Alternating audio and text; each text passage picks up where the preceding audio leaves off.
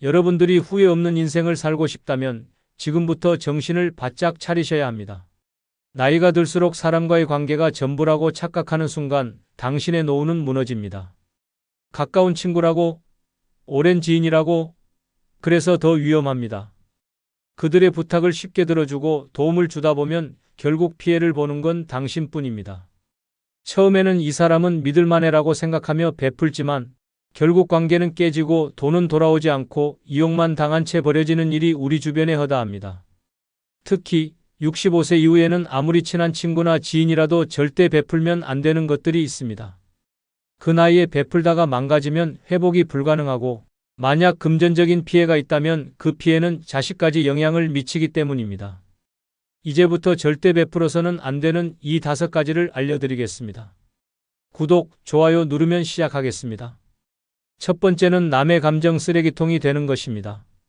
어떤 사람들은 늘 불평불만을 달고 삽니다. 사는 게 힘들어. 아무도 날 이해해주지 않아. 운이 지독히도 없네. 이런 말들을 습관처럼 쏟아내며 주변 사람들에게 감정을 떠넘깁니다. 처음에는 안쓰러운 마음에 위로해주고 조용히 들어줍니다. 하지만 이것이 한두 번이 아닙니다. 상대방은 점점 더 깊숙이 자신의 감정을 털어놓고 결국 당신을 감정 쓰레기통처럼 취급하기 시작합니다. 시간이 지나면서 패턴은 반복됩니다. 전화가 오면 1시간 넘게 하소연만 듣고 만나면 온갖 부정적인 이야기들만 가득합니다. 듣고 나면 마음이 무거워지고 기운이 빠집니다. 상대방은 자신이 가벼워지는 대신 당신에게 모든 감정을 떠넘깁니다. 그들의 스트레스를 대신 받아주다 보면 어느새 당신의 삶에도 우울함과 피로가 쌓입니다. 더 큰 문제는 이런 사람들은 절대 변하지 않는다는 점입니다. 아무리 조언해주고 위로해줘도 그들은 늘 똑같습니다. 그래도 내가 내 이야기를 들어주니까 너무 좋아. 라고 하며 자신이 해결해야 할 문제를 계속 떠넘깁니다. 심지어 당신이 피곤하다고 말하면 넌 내 얘기 듣는 게 그렇게 힘들어? 라며 서운해하기까지 합니다. 결국 당신은 상대방을 달래느라 점점 더 지쳐갑니다. 노후에는 더 이상 타인의 감정 쓰레기통이 되어선 안 됩니다. 인생을 살 만큼 살았고 이제는 남의 감정을 받아주는 것이 아니라 오직 내 감정을 지키며 살아야 합니다. 주변에 늘 부정적인 이야기만 늘어놓는 사람이 있다면 과감히 거리를 두는 것이 정답입니다. 다정하게 들어주는 것이 미덕이 아닙니다. 필요할 때는 선을 긋고 이제 그만하자라고 단호하게 말해야 합니다. 나이가 들수록 나의 감정을 보호하는 것이 가장 중요합니다. 감정 쓰레기통이 되는 순간 당신의 행복은 끝나기 때문입니다. 이제는 남이 아니라 나를 위해 살아야 할 때입니다. 이와 관련된 실제 사례 한 편을 소개하겠습니다. 67세 이정숙 씨는 평생 남의 말을 잘 들어주는 성격이었다. 친구들이 고민을 털어놓으면 그래, 내 마음 이해해 하며 위로했고 언제든지 전화가 오면 1시간이고 2시간이고 들어줬다. 그러다 보니 주변에서는 정숙 씨한테 얘기하면 속이 시원해 라며 늘 하소연을 하러 찾아왔다. 문제는 그게 한두 번이 아니라는 것이었다. 친구 김 씨는 남편 이야기를 할 때마다 전화했다. 이 인간이 또 날 무시해. 내가 뭘 그렇게 잘못했냐고. 처음엔 공감해 주었지만 매일 반복되는 이야기에 점점 지쳐갔다. 늘 똑같은 불만, 똑같은 하소연. 그런데도 거절하면 넌 내 얘기 듣는 게 그렇게 힘드냐? 라며 서운해했다. 결국 이정숙 씨는 김 씨 전화를 받기만 해도 가슴이 답답해졌다. 자신의 감정도 지치고 우울해졌다.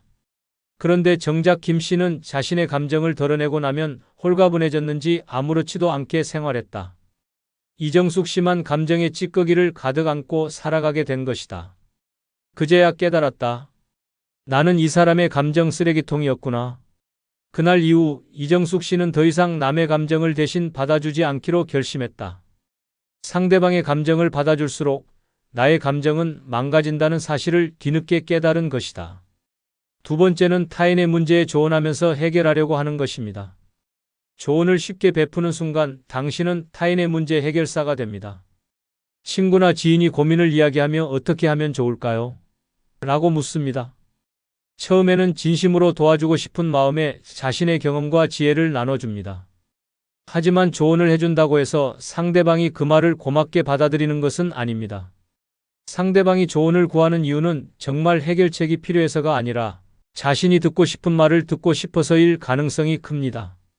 만약 현실적인 조언을 하면 너무 냉정하네요. 라는 반응이 돌아옵니다. 결국 상대방은 조언을 듣고도 그대로 행동하지 않으며 나중에는 내 말 듣고 했더니 더 안 좋아졌어. 라며 오히려 책임을 돌리는 경우도 생깁니다. 조언을 많이 해주다 보면 어느새 상대방의 인생 문제까지 떠안게 됩니다. 한번 조언을 해주면 계속해서 새로운 고민을 가져오고 마치 당신이 해결해 줘야 하는 것처럼 행동합니다. 나중에는 이 문제도 좀 봐줘요. 결국 친구의 인생 문제에 휘말려 감정적으로도 피곤해지고 스트레스만 쌓이게 됩니다. 더 큰 문제는 조언을 해주고 나서 상대방이 원하는 결과가 나오지 않으면 당신을 탓할 수도 있다는 점입니다. 내가 그때 그렇게 하라고 했잖아. 라며 실패의 책임을 떠넘길 수도 있습니다. 결국 처음에는 도와주려 했지만 나중에는 억울한 상황이 벌어질 가능성이 큽니다. 노년의 조언을 쉽게 베풀면 자신의 정신적인 에너지를 소모하게 됩니다. 더 이상 타인의 인생을 대신 살아줄 필요가 없습니다. 자신의 삶을 살아가기도 벅찬데 남의 고민까지 떠안는 것은 이제 그만해야 합니다.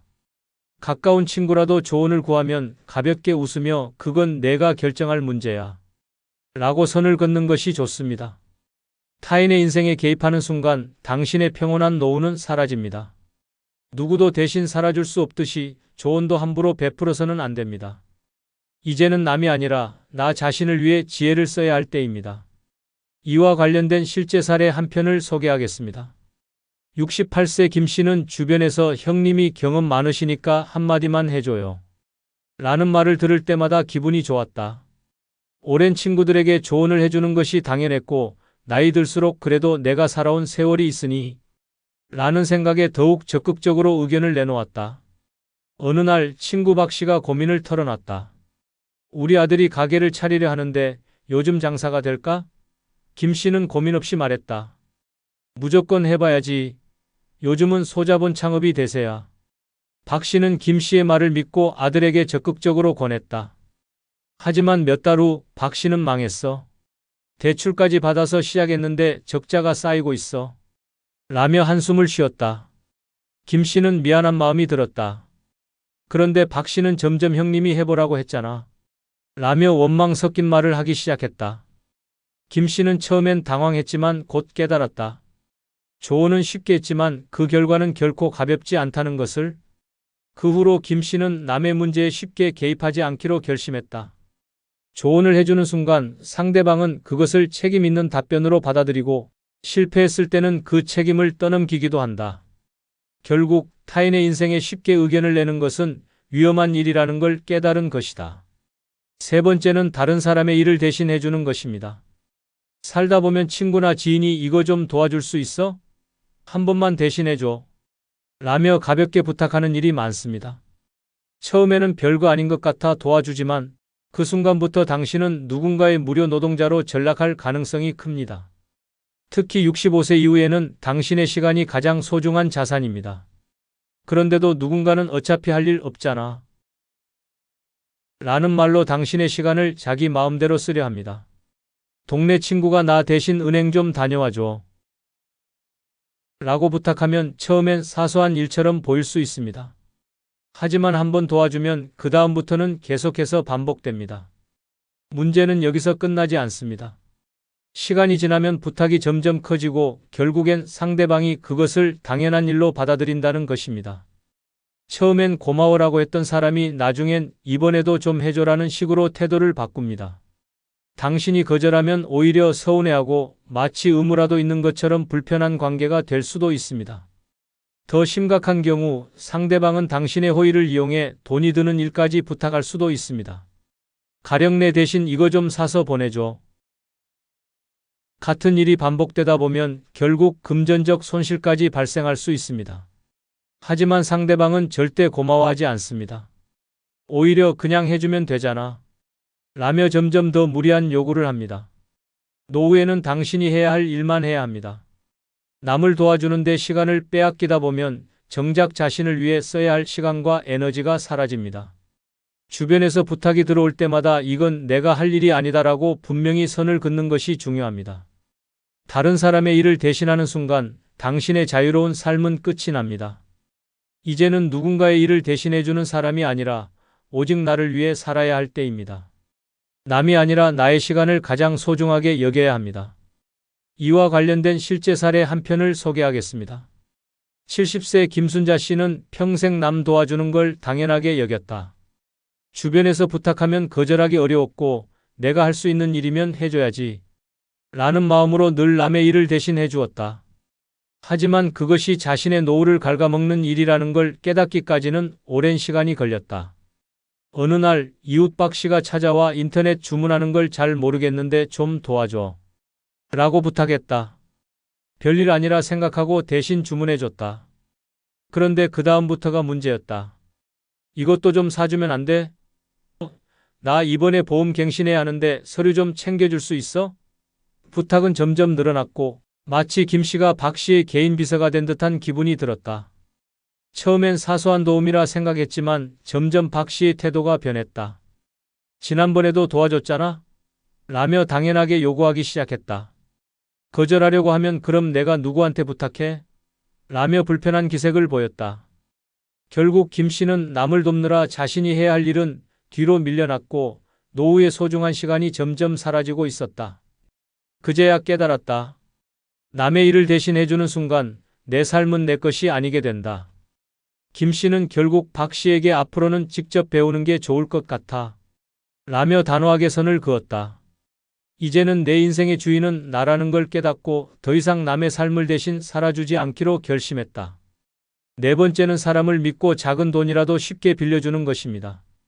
네 번째는 사람을 믿고 작은 돈이라도 쉽게 빌려주는 것입니다. 돈을 빌려주는 순간 친구와의 관계는 더 이상 예전 같을 수 없습니다. 아무리 가까운 사이라도 돈이 오가면 그 관계는 친구가 아닌 채권자와 채무자로 변합니다. 처음에는 고맙다 라고 말하며 미안해하던 사람이 시간이 지나면서 점점 태도가 변합니다. 조금만 더 기다려줘 라는 말이 반복되고 어느 순간 연락이 뜸해지더니 결국엔 아예 잠수를 타는 경우도 허다합니다. 돈을 빌려줬을 때 가장 큰 문제는 단순한 금전 손실이 아니라 배신감과 후회입니다. 65세 이후에는 다시 돈을 벌 기회가 많지 않습니다. 젊을 때 한번 잃어도 다시 회복할 가능성이 있지만 은퇴 후에는 잃은 돈을 채울 방법이 거의 없습니다. 친구가 돈을 빌리러 온다는 것은 이미 그 사람도 경제적으로 어려운 상태라는 뜻입니다. 돌려받지 못할 가능성이 크다는 걸 의미합니다. 결국 상대방도 갚을 능력이 없는 돈을 빌리는 것이며 시간이 지날수록 변명만 늘어날 뿐입니다.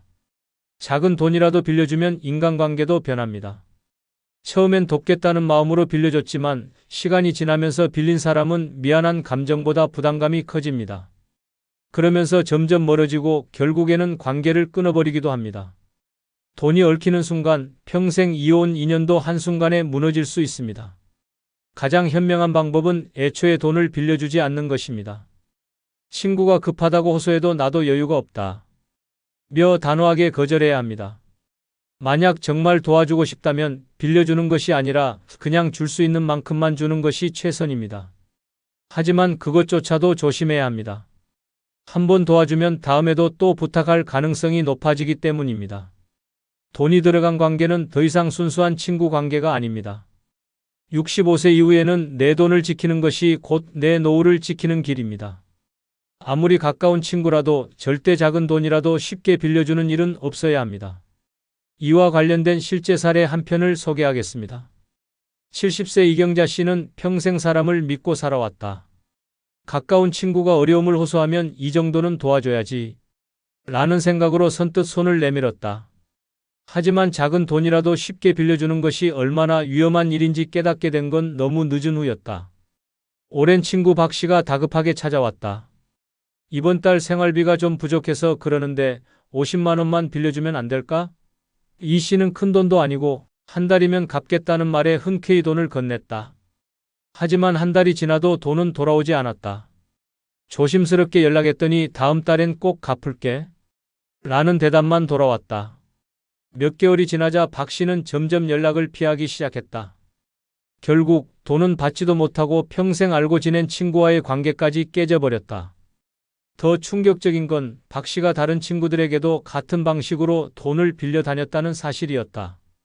그제야 깨달았다. 작은 돈이라도 빌려주는 순간 돈뿐만 아니라 신뢰도 함께 잃게 된다. 이경자 씨는 뒤늦게 후회하며 다짐했다. 앞으로는 절대 돈을 쉽게 빌려주지 않겠다. 내 노후를 지키는 것이 더 중요하다. 5번째는 자신의 시간을 쉽게 내어주는 것입니다.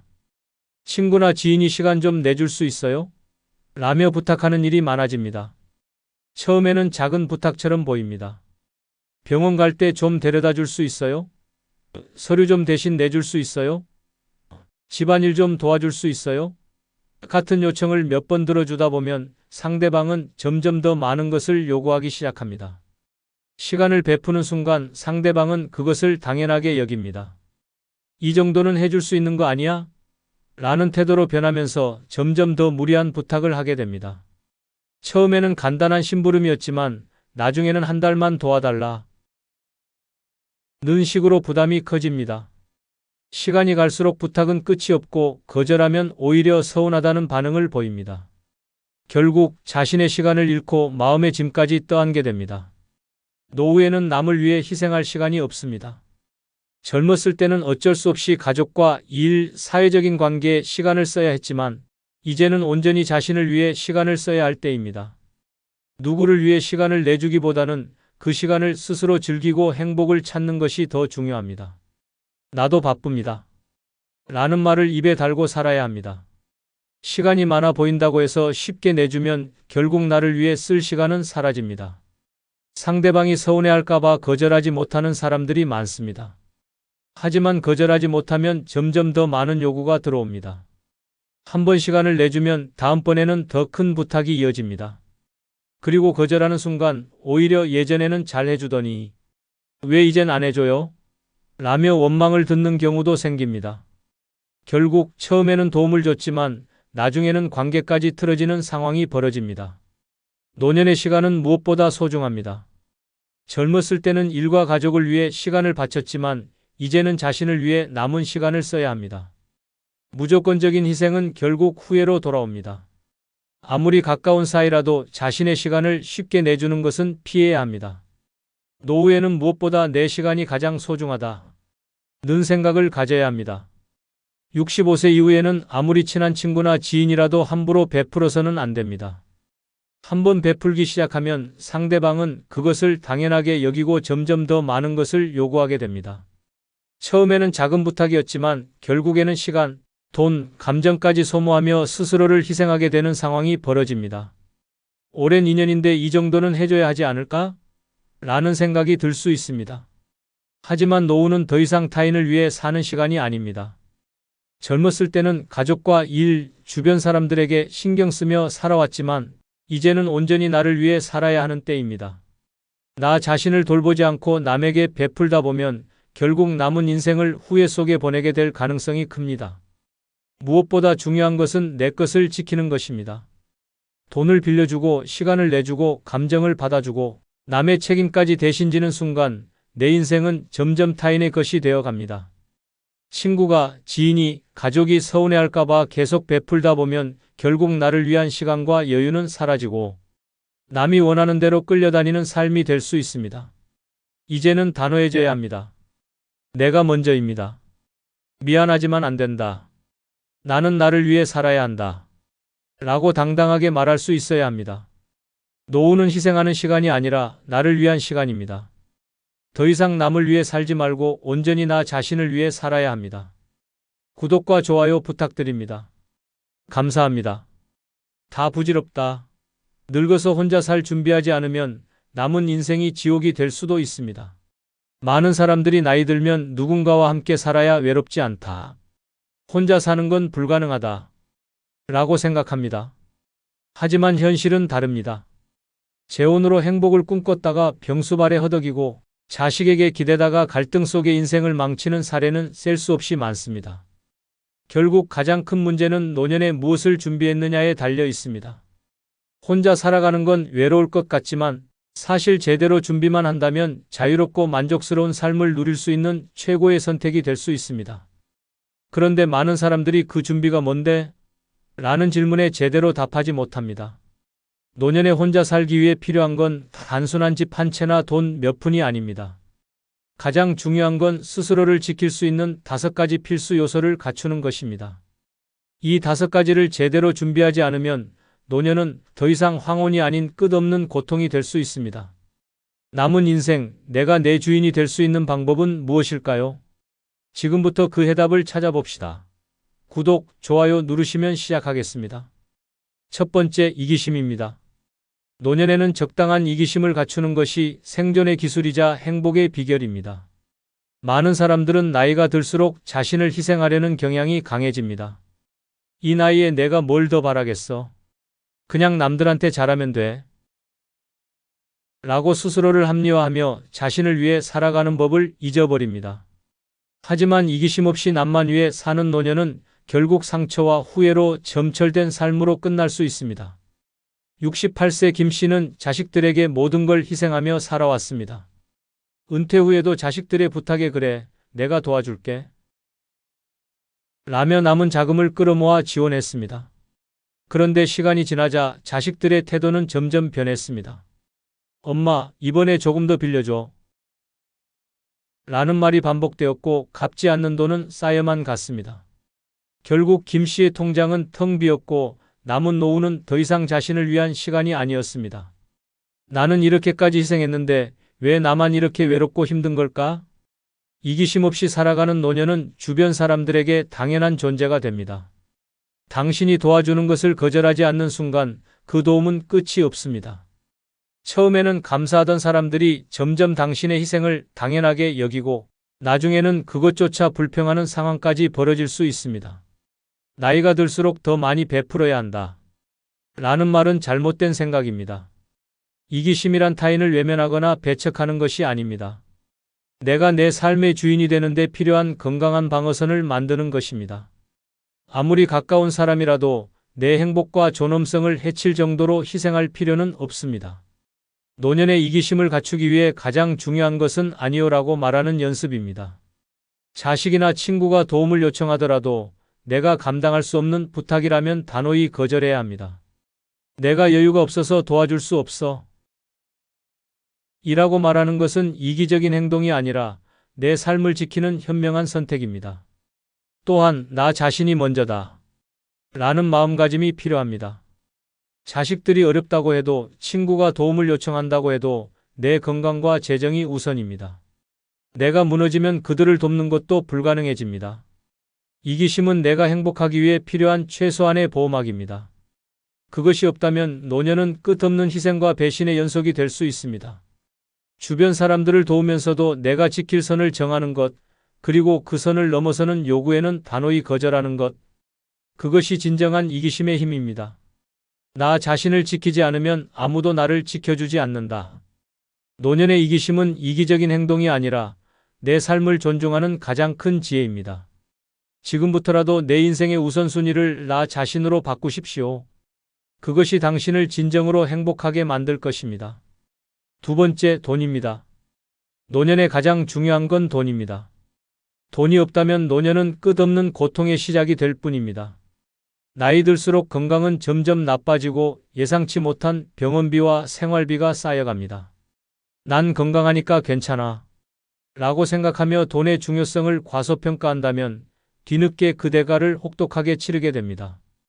돈이 없으면 선택의 자유도 없고 존엄성도 지킬 수 없습니다.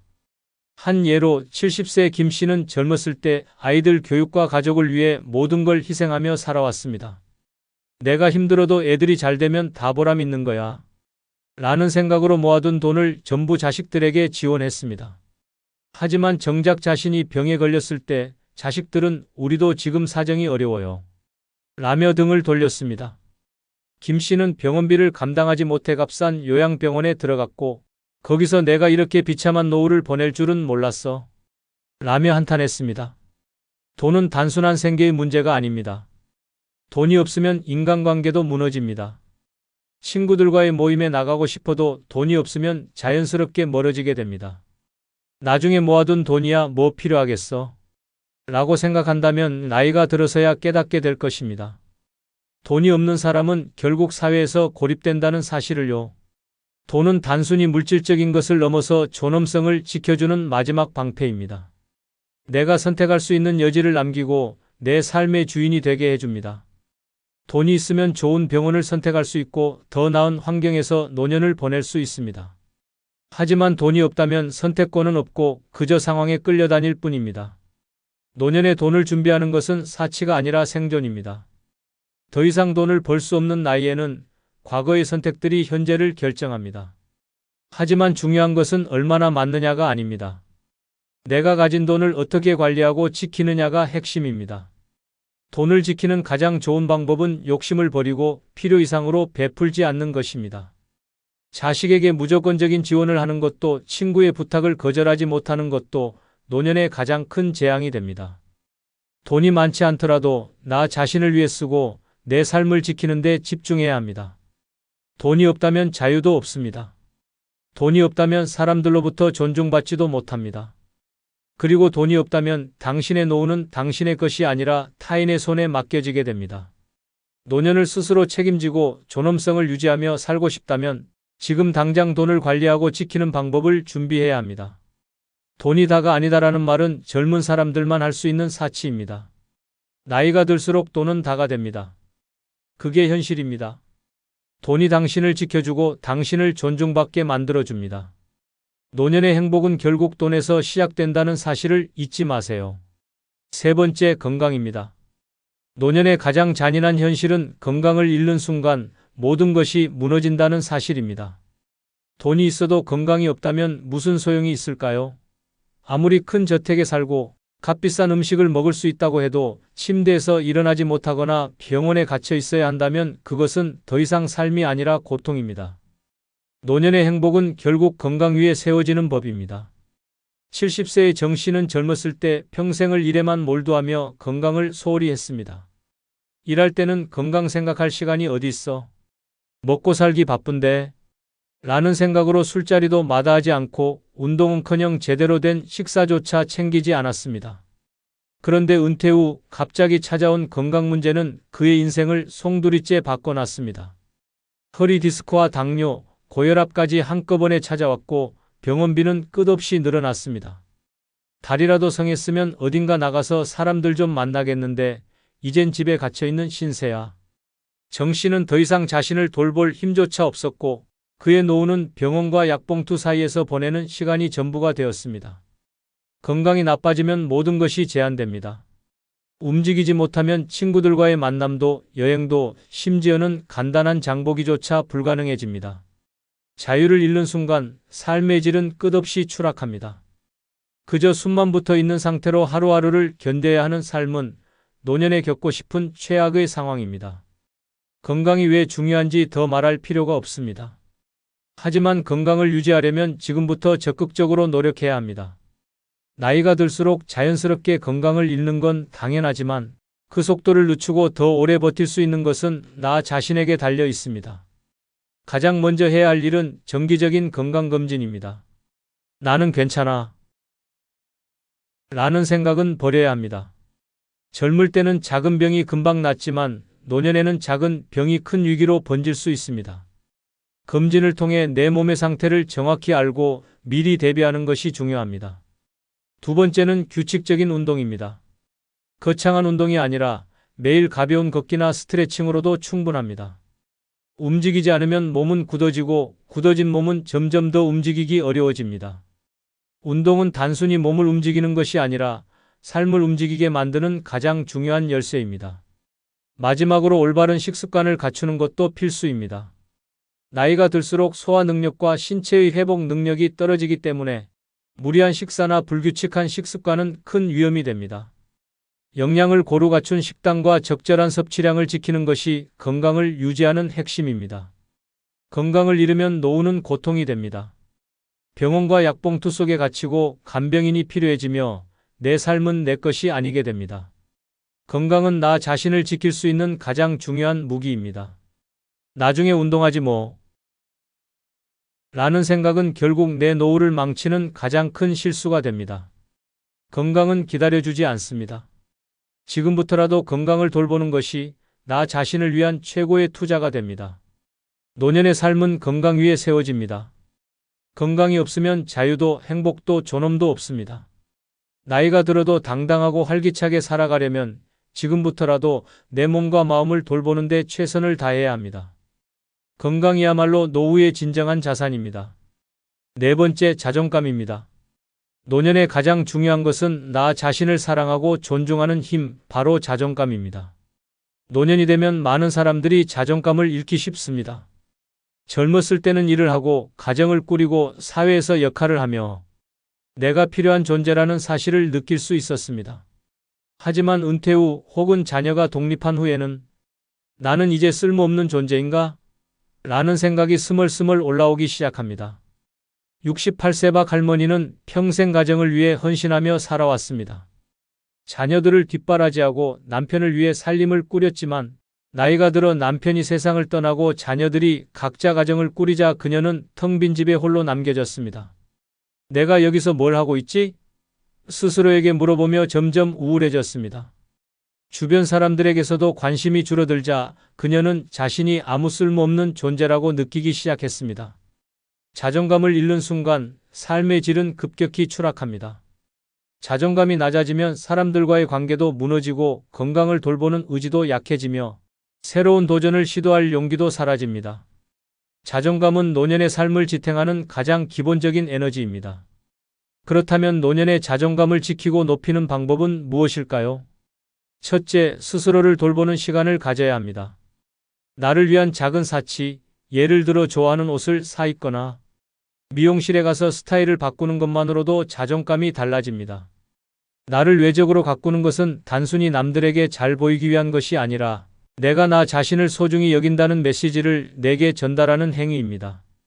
둘째, 과거의 후회에 얽매이지 말아야 합니다. 나이가 들수록 그때 이렇게 했어야 했는데 라는 후회가 떠오를 수 있습니다. 하지만 과거는 이미 지나간 일입니다. 과거에 얽매이기보다는 지금부터라도 새로운 목표를 세우고 작은 성취를 이루는 데 집중해야 합니다. 셋째, 나만의 의미 있는 활동을 찾아야 합니다. 취미나 봉사활동 혹은 작은 일이라도 내가 즐길 수 있는 무언가를 하는 것이 중요합니다. 나는 아직 세상에 기여할 수 있는 존재다. 라는 느낌은 자존감을 높이는 데 결정적인 역할을 합니다. 넷째, 다른 사람의 시선을 의식하지 않아야 합니다. 노년에는 자꾸 이 나이에 이런 걸 하면 이상하게 보지 않을까? 라는 생각이 들기 쉽습니다. 하지만 남의 시선은 내 삶에 아무런 영향을 미치지 않습니다. 중요한 것은 내가 좋아하고 나를 행복하게 하는 일이 무엇이냐는 점입니다. 노년의 자존감은 더 이상 타인에게 의존하는 것이 아닙니다. 누군가의 칭찬이나 인정이 없어도 나는 나 자신을 사랑하고 존중할 수 있어야 합니다. 자존감은 나를 지키는 가장 강력한 방패이며 나를 앞으로 나아가게 하는 가장 큰 원동력입니다. 이 나이에 뭐가 중요하겠어? 라는 생각은 이제 버리십시오. 당신은 여전히 소중하고 여전히 빛나는 존재입니다. 자존감을 지키는 것은 노년을 활기차고 행복하게 만드는 가장 중요한 열쇠입니다. 지금부터라도 나 자신을 소중히 여기고 스스로를 사랑하는 법을 배워야 합니다. 자존감이 없으면 노년은 흔들리는 나무처럼 외로움과 불안에 시달릴 것입니다. 그러나 자존감이 있다면 어떤 상황에서도 당당하고 행복한 삶을 살아갈 수 있습니다. 당신은 지금도 충분히 가치 있는 사람입니다. 다섯 번째, 쓸모없는 인간관계의 정리입니다. 노년에는 진정으로 가치 있는 관계만 남겨야 합니다. 젊었을 때 우리는 인간관계가 많을수록 든든하다고 믿었습니다. 직장 동료, 동네 이웃, 자녀, 친구, 부모까지 끊임없이 관계를 맺으며 살았습니다. 하지만 은퇴 후 자녀가 독립하고 나면 대부분의 관계는 더 이상 필수가 아닙니다. 오히려 끊지 못한 인간관계가 당신의 시간과 에너지를 갉아먹는 짐이 됩니다. 억지로 유지하는 관계는 공허함만 남깁니다. 가끔씩 불편한 모임에 나가고 의미 없는 대화를 이어가다 보면 정작 나를 위해 써야 할 시간은 점점 줄어듭니다. 이런 관계들은 내가 힘들 때 도움을 줄 사람도 아니고 내 삶에 진정한 가치를 더해주지도 못합니다. 노년은 관계를 정리하고 가벼워져야 할 때입니다. 쓸모없는 인간관계를 끊으면 진정으로 소중한 관계가 빛을 발합니다. 내가 어려울 때 진심으로 곁에 있어줄 단 몇 명의 친구만으로도 충분합니다. 물론 관계를 끊는 일은 쉽지 않습니다. 하지만 내가 행복하지 않은 관계라면 과감히 정리해야 합니다. 내 삶은 나를 위해 살아가는 것입니다. 쓸모없는 관계를 정리하면 남은 시간을 온전히 나를 위해 쓸 수 있습니다. 노년의 인간관계는 양이 아니라 질입니다. 진짜 필요한 사람들과 함께하며 내 삶을 더 가볍고 행복하게 만들어 보세요. 70세 김 씨는 퇴직 후에도 다양한 모임과 인간관계를 유지하려고 애썼습니다. 늙어서 외로워지면 큰일이니까 라는 생각 때문이었습니다. 그는 매주 동창회에 나가고 동네 사람들과의 모임에도 빠지지 않았습니다. 하지만 시간이 지날수록 그 관계들이 자신을 행복하게 해주지 않는다는 사실을 깨달았습니다. 이 사람들과 만나면 항상 똑같은 얘기뿐이야. 어디가 아프다, 누가 잘됐다, 누가 못됐다. 어느 순간 김 씨는 깨달았습니다. 이 많은 관계가 내게 진정 필요한가? 진짜 필요한 순간, 예를 들어 몸이 아프거나 정신적으로 힘들 때, 그 모임 사람들 중 누구도 진심으로 그의 곁에 있어 주지 않았습니다. 대신 그는 의외로 가까운 친구 한 명이 병원에 데려가 주고 함께 고민을 나눠줬던 기억을 떠올렸습니다. 내가 아프거나 힘들 때 진짜로 내 옆에 있어줄 사람은 단 한두 명이면 충분하다. 쓸모없는 인간관계를 끊는 것은 단순히 사람을 멀리하는 것이 아닙니다. 내게 진정한 가치를 주는 관계를 남기고 나를 소모시키는 관계를 정리하는 것입니다. 노년에는 시간과 에너지가 가장 소중한 자원입니다. 아무 의미 없는 모임에 나가고 거칠에만 있는 관계를 유지하려고 애쓰는 것은 그 자원을 낭비하는 일일 뿐입니다. 그렇다고 모든 관계를 끊으라는 뜻은 아닙니다. 내가 아플 때 혹은 정말 외로울 때 진심으로 곁에 있어줄 사람 몇 명만 남기면 됩니다. 중요한 것은 숫자가 아니라 질입니다. 쓸모없는 인간관계를 정리하려면 먼저 내게 어떤 감정을 주는지 점검해야 합니다. 만났을 때 스트레스를 주거나 억지로 유지하려고 애쓰는 관계는 과감히 끊어야 합니다. 진정한 친구라면 서로의 삶을 존중하며 자연스럽게 이어지는 법입니다. 노년에는 주변의 거칠의 관계를 모두 정리하고 진짜 내게 필요한 사람들과 깊은 유대를 맺는 것이 중요합니다. 그런 친구 한 두 명만으로도 외롭지 않은 노년을 보낼 수 있습니다.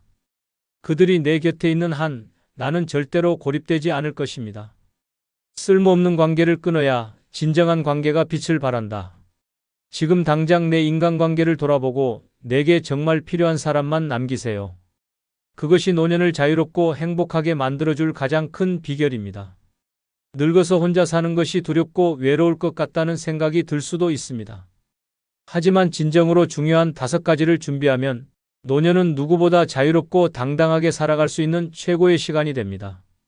위에 설명한 5가지는 혼자서도 충분히 행복하고 만족스러운 삶을 만들어줄 열쇠입니다. 지금까지는 가족과 사회를 위해 헌신하며 살아왔다면 이제는 오롯이 자신을 위한 삶을 살아야 할 때입니다. 혼자라서 외로운 것이 아니라 준비되지 않은 채로 혼자가 되면 외로워진다. 라는 사실을 기억하세요. 노년은 끝이 아닙니다. 새로운 도전과 성장을 시작할 수 있는 시간입니다. 내 삶의 주인이 되어 내 선택과 의지로 하루하루를 채워나가는 것. 그것이야말로 진정한 행복의 시작입니다. 용기를 내십시오. 지금부터라도 자신을 위한 준비를 시작한다면 당신의 노년은 누구보다 찬란히 빛날 것입니다. 혼자서도 충분히 행복하고 혼자여서 더 자유로운 인생이 당신을 기다리고 있습니다. 마지막으로 구독, 좋아요 부탁드립니다. 돈 없으면 노후가 불행하다? 아닙니다.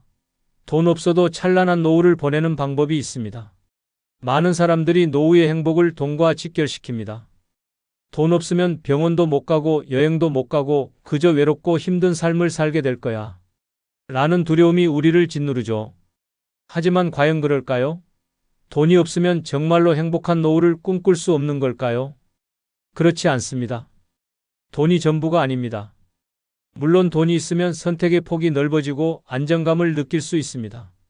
하지만 세상에는 돈 없이도 삶을 찬란하게 만드는 힘이 있습니다. 그것은 바로 마음의 여유와 삶의 태도입니다. 돈은 없어도 행복을 선택하는 사람들은 주변의 작은 것에서 기쁨을 찾고 자신을 위한 소소한 즐거움을 만들어갑니다.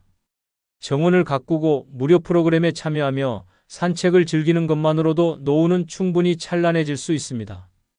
결국 노후의 행복은 돈이 아니라 어떻게 살아가느냐에 달려 있습니다. 그렇다면 돈 없이도 찬란한 노후를 보내는 방법은 무엇일까요? 지금부터 그 해답을 알려드리겠습니다. 먼저 영상 시작 전에 좋아요 누르면 시작하겠습니다. 돈 없어도 찬란한 노후를 보내는 첫 번째 비결은 행복은 돈에서 나오지 않는다. 입니다. 노후가 다가오면 많은 사람들이 걱정부터 합니다. 돈이 없으면 어떻게 살지? 병원비도 없고 여행도 못 가고 뭐 하나 할 수 있는 게 없을 텐데. 하지만 이런 생각은 잘못된 선입견입니다. 돈이 없어도 충분히 행복하고 찬란한 노후를 보낼 수 있는 방법이 있습니다. 68세 김 씨는 평생 직장 생활을 했지만 은퇴 후 남은 재산은 크지 않았습니다. 자식들에게 지원을 하느라 저축은 거의 없었고 한 달 연금은 빠듯한 생활비를 간신히 충당하는 정도였습니다. 처음에는 그 사실에 좌절했습니다. 내 인생은 이제 끝났어. 그냥 이렇게 버티다 죽는 거지. 하지만 김 씨는 곧 깨달았습니다. 돈 없이도 행복해질 수 있는 방법이 있다는 것을요. 김 씨가 가장 먼저 시작한 건 자신의 일상에서 소소한 행복을 찾는 것이었습니다. 아침에 일어나 햇살을 느끼고 동네 공원을 산책하며 자연의 아름다움을 즐겼습니다. 화려한 레스토랑 대신 집 근처 시장에서 신선한 재료를 사와 요리하는 기쁨을 알게 되었습니다. 돈이 없어도 누릴 수 있는 소소한 즐거움은 생각보다 많았습니다. 또한 김 씨는 무료로 제공되는 지역 프로그램과 커뮤니티 활동에 참여하기 시작했습니다. 독서 모임에 나가고 동네 복지관에서 진행하는 건강 강좌에도 꾸준히 참석했습니다. 새로운 사람들과 교류하며 그는 세상은 여전히 재미있는 일들로 가득하다는 것을 느꼈습니다. 돈이 많아야 행복할 거라는 생각은 착각입니다. 진짜 행복은 내 마음의 상태에서 시작됩니다. 작은 것에도 감사하고 지금 가진 것에서 만족을 찾는 태도는 돈이 없어도 삶을 찬란하게 만듭니다. 김 씨는 이제 이렇게 말합니다. 돈이 없다고 해서 불행할 필요는 없어. 내가 어떻게 하루를 보내느냐가 더 중요하더라고. 그의 일상은 특별한 지출 없이도 풍요롭고 따뜻합니다. 돈이 없으면 행복할 수 없다고 생각하나요? 그렇지 않습니다. 행복은 소유가 아니라 태도에서 나옵니다. 돈 없이도 충분히 찬란한 노후를 보낼 수 있습니다. 중요한 것은 돈이 아니라 당신이 어떻게 삶을 바라보느냐입니다. 지금부터라도 소소한 행복을 찾아보세요. 그것이 당신의 노후를 빛나게 만들 것입니다. 두 번째 비결은 관계를 활용하라. 의존이 아닌 교류로 만드세요. 입니다. 돈이 없을수록 인간관계는 삶의 중요한 자산이 됩니다. 하지만 여기서 중요한 건 단순히 사람을 많이 아는 게 아닙니다. 내 삶을 풍요롭게 만들어줄 건강한 관계를 맺고 그것을 잘 활용하는 것이 핵심입니다. 70세 정 씨는 은퇴 후 혼자 살며 빠듯한 연금 생활을 하고 있었습니다. 처음에는 돈 걱정 때문에 누구와도 연락을 끊고 집에 틀어박혀 있었습니다. 하지만 점점 외로움이 커지고 삶의 의미를 잃어가는 기분이 들었습니다. 어느 날 우연히 동네 모임에 나간 그는 새로운 사람들을 만났고 그들과의 관계가 그의 노후를 완전히 바꿔놓았습니다. 정 씨는 사람들과의 교류를 통해 다양한 도움과 정보를 얻었습니다. 한 친구는 근처 무료 건강검진 정보를 알려줬고 또 다른 친구는 저렴한 취미활동 장소를 추천해줬습니다. 그는 점점 더 많은 사람들과 연결되었고 그들로부터 삶의 활력을 얻었습니다. 돈은 관계를 통해 보완할 수 있습니다. 외롭고 고립된 생활을 벗어나 사람들과의 교류 속에서 새로운 기회를 발견할 수 있습니다. 하지만 여기서 중요한 점은 도움을 받기만 하는 관계가 아닌 상호 교류하는 관계를 만드는 것입니다. 내가 먼저 상대를 존중하고 작은 도움이라도 줄 수 있다면 그 관계는 더 단단해집니다. 또한 사람들과 함께할 때는 내가 가진 것을 활용하는 것도 중요합니다.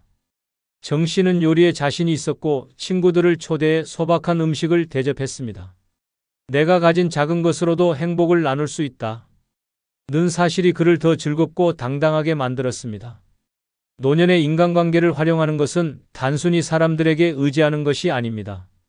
서로의 삶을 공유하며 필요한 도움을 주고받고 함께하는 기쁨을 느끼는 것입니다. 돈으로 살 수 없는 것은 진정한 인간관계에서만 얻을 수 있습니다. 정 씨는 이제 이렇게 말합니다. 돈보다 소중한 건 나를 이해해주고 함께 웃어줄 사람들이다. 그는 그 관계들을 통해 외로움을 극복했고 경제적으로도 더 나은 선택을 할 수 있었습니다. 돈이 없다고 혼자 고립되지 마세요.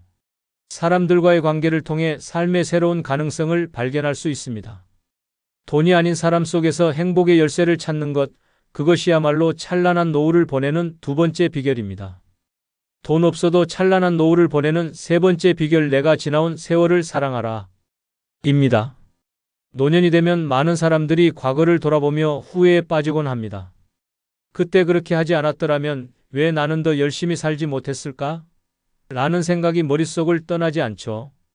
하지만 이런 후회는 현재의 나를 괴롭히고 앞으로 나아갈 힘을 갉아먹을 뿐입니다. 노후를 찬란하게 보내고 싶다면 먼저 내가 지나온 세월을 사랑하는 법을 배워야 합니다. 70세 김 씨는 은퇴 후 과거의 선택들을 끊임없이 되새겼습니다. 대학 진학을 포기한 것, 사업 실패로 잃은 돈, 자녀들에게 더 해주지 못한 것 등 과거의 결정들이 그의 마음을 무겁게 짓눌렀습니다. 그는 내 삶은 실패투성이야 라며 자신을 책망했고, 이런 후회는 그의 노년을 우울하게 만들었습니다. 어느 날 김 씨는 오래된 사진첩을 꺼내 들었습니다.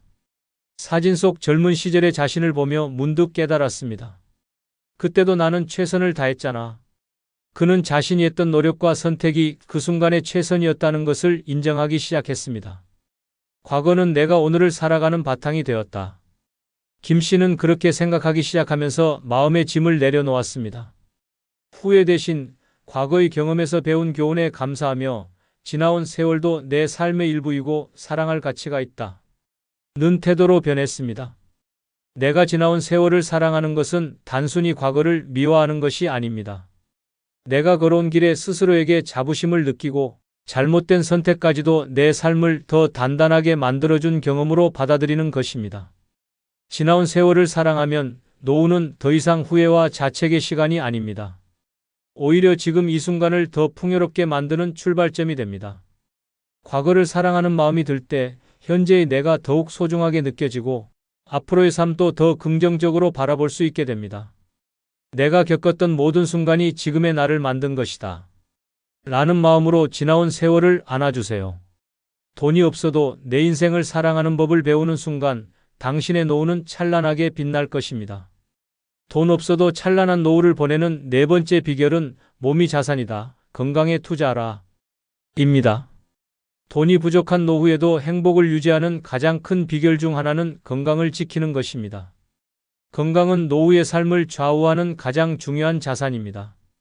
돈이 많아도 몸이 아프면 아무것도 누릴 수 없지만 건강하기만 하면 돈이 없어도 활기차고 만족스러운 삶을 살아갈 수 있습니다.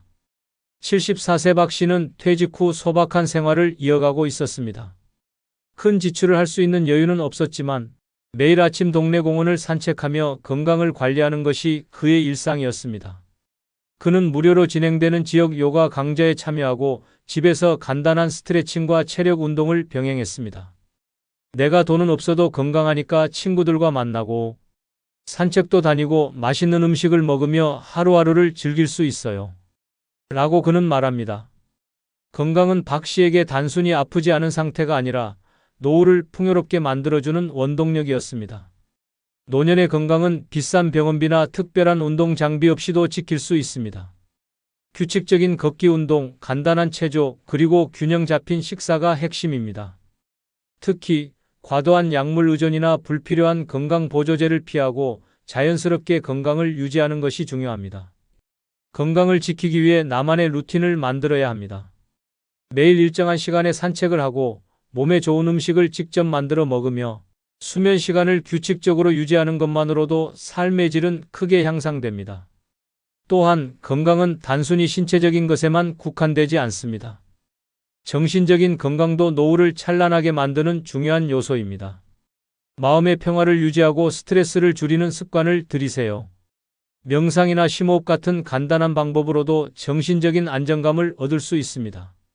노후에는 병원에 자주 가지 않도록 예방이 중요합니다. 정기 건강검진을 통해 몸 상태를 꾸준히 체크하고 작은 이상이라도 미리 발견하여 관리하면 큰 병으로 이어지는 것을 막을 수 있습니다. 박 씨는 이렇게 말합니다. 돈이 없으면 병원에 자주 가는 게 얼마나 부담되는지 몰라요. 그래서 저는 병원에 가지 않을 만큼 건강을 유지하려고 노력해요. 그게 제가 돈을 절약하고 행복하게 사는 방법이에요.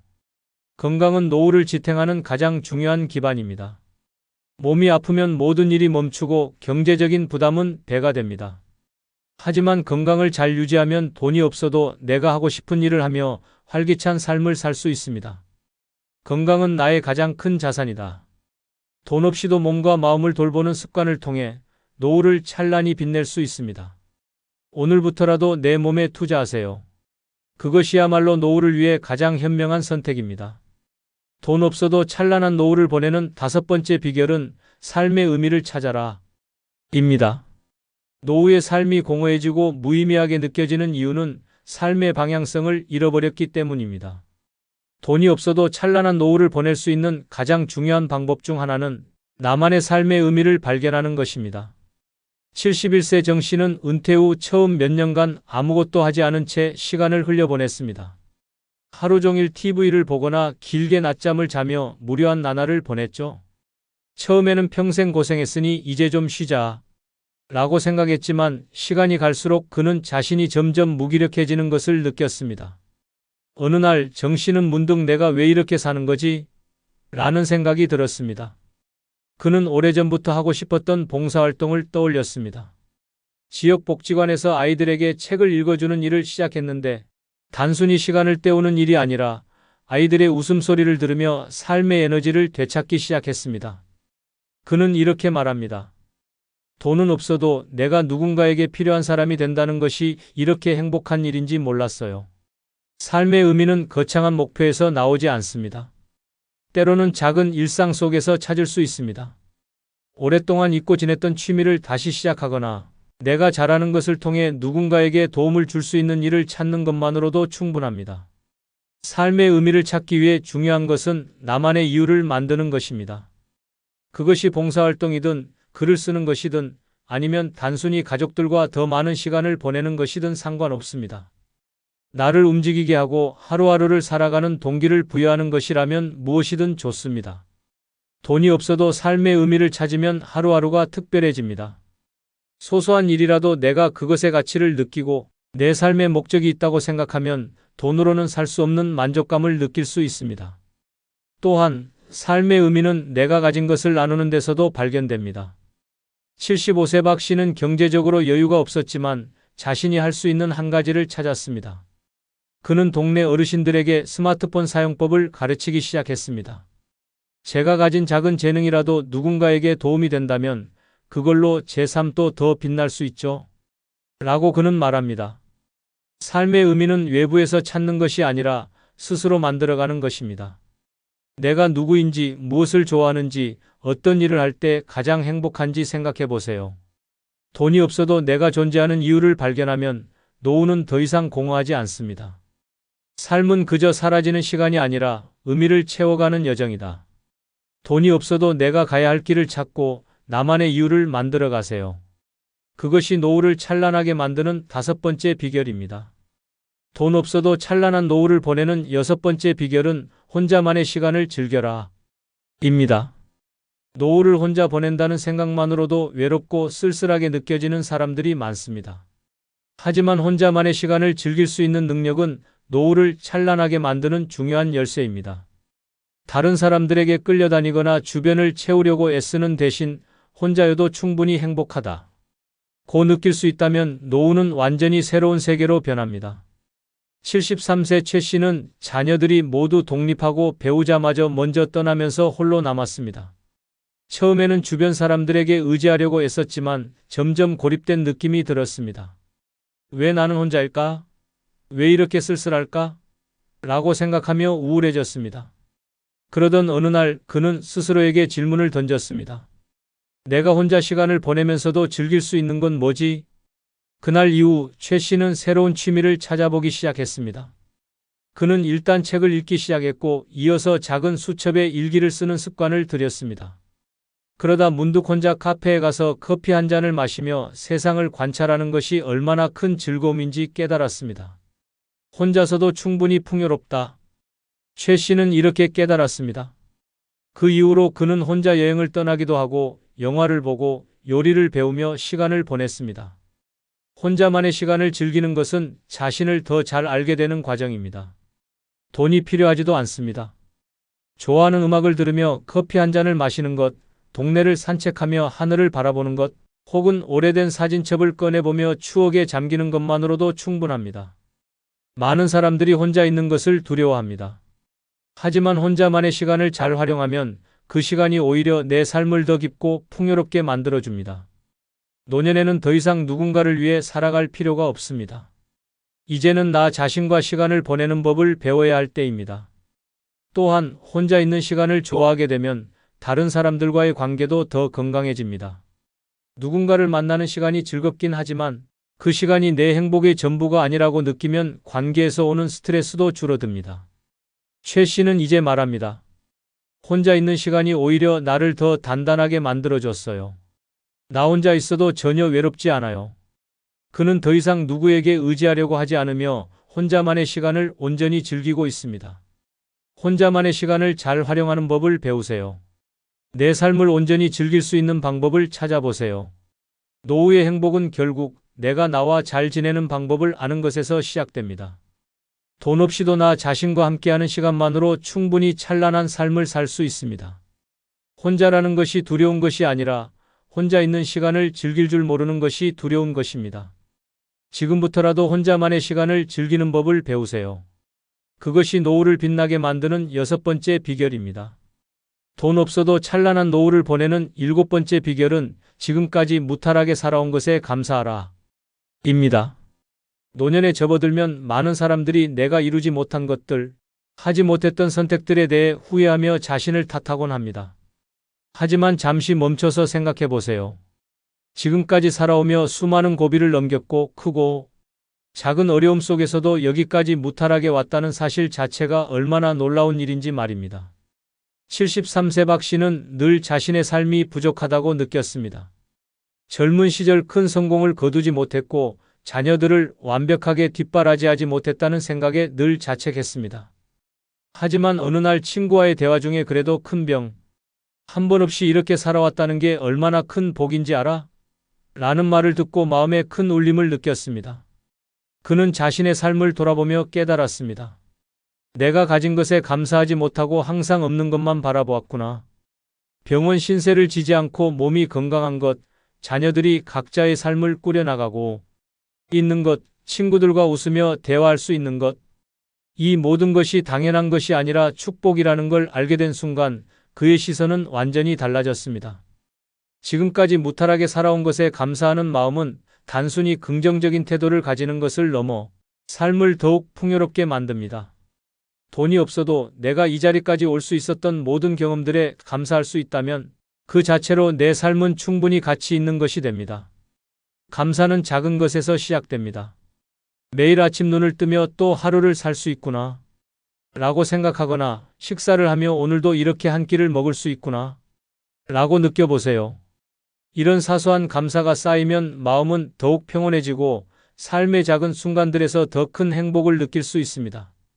박 씨는 이제 매일 자신에게 말합니다. 내가 여기까지 온 것만으로도 충분히 대단해. 그는 과거의 부족함을 탓하기보다 오늘 하루를 감사로 채우며 살아가고 있습니다. 돈이 많지 않아도 지금까지 내가 무탈하게 살아온 것에 대한 감사는 노후를 찬란하게 만드는 가장 큰 비결 중 하나입니다. 당신의 삶은 이미 많은 축복으로 가득 차 있습니다. 그것을 인정하고 감사하는 순간 당신의 노후는 더할 나위 없이 빛날 것입니다. 돈이 없으면 노후가 불행할 것 같다고요? 천만의 말씀입니다.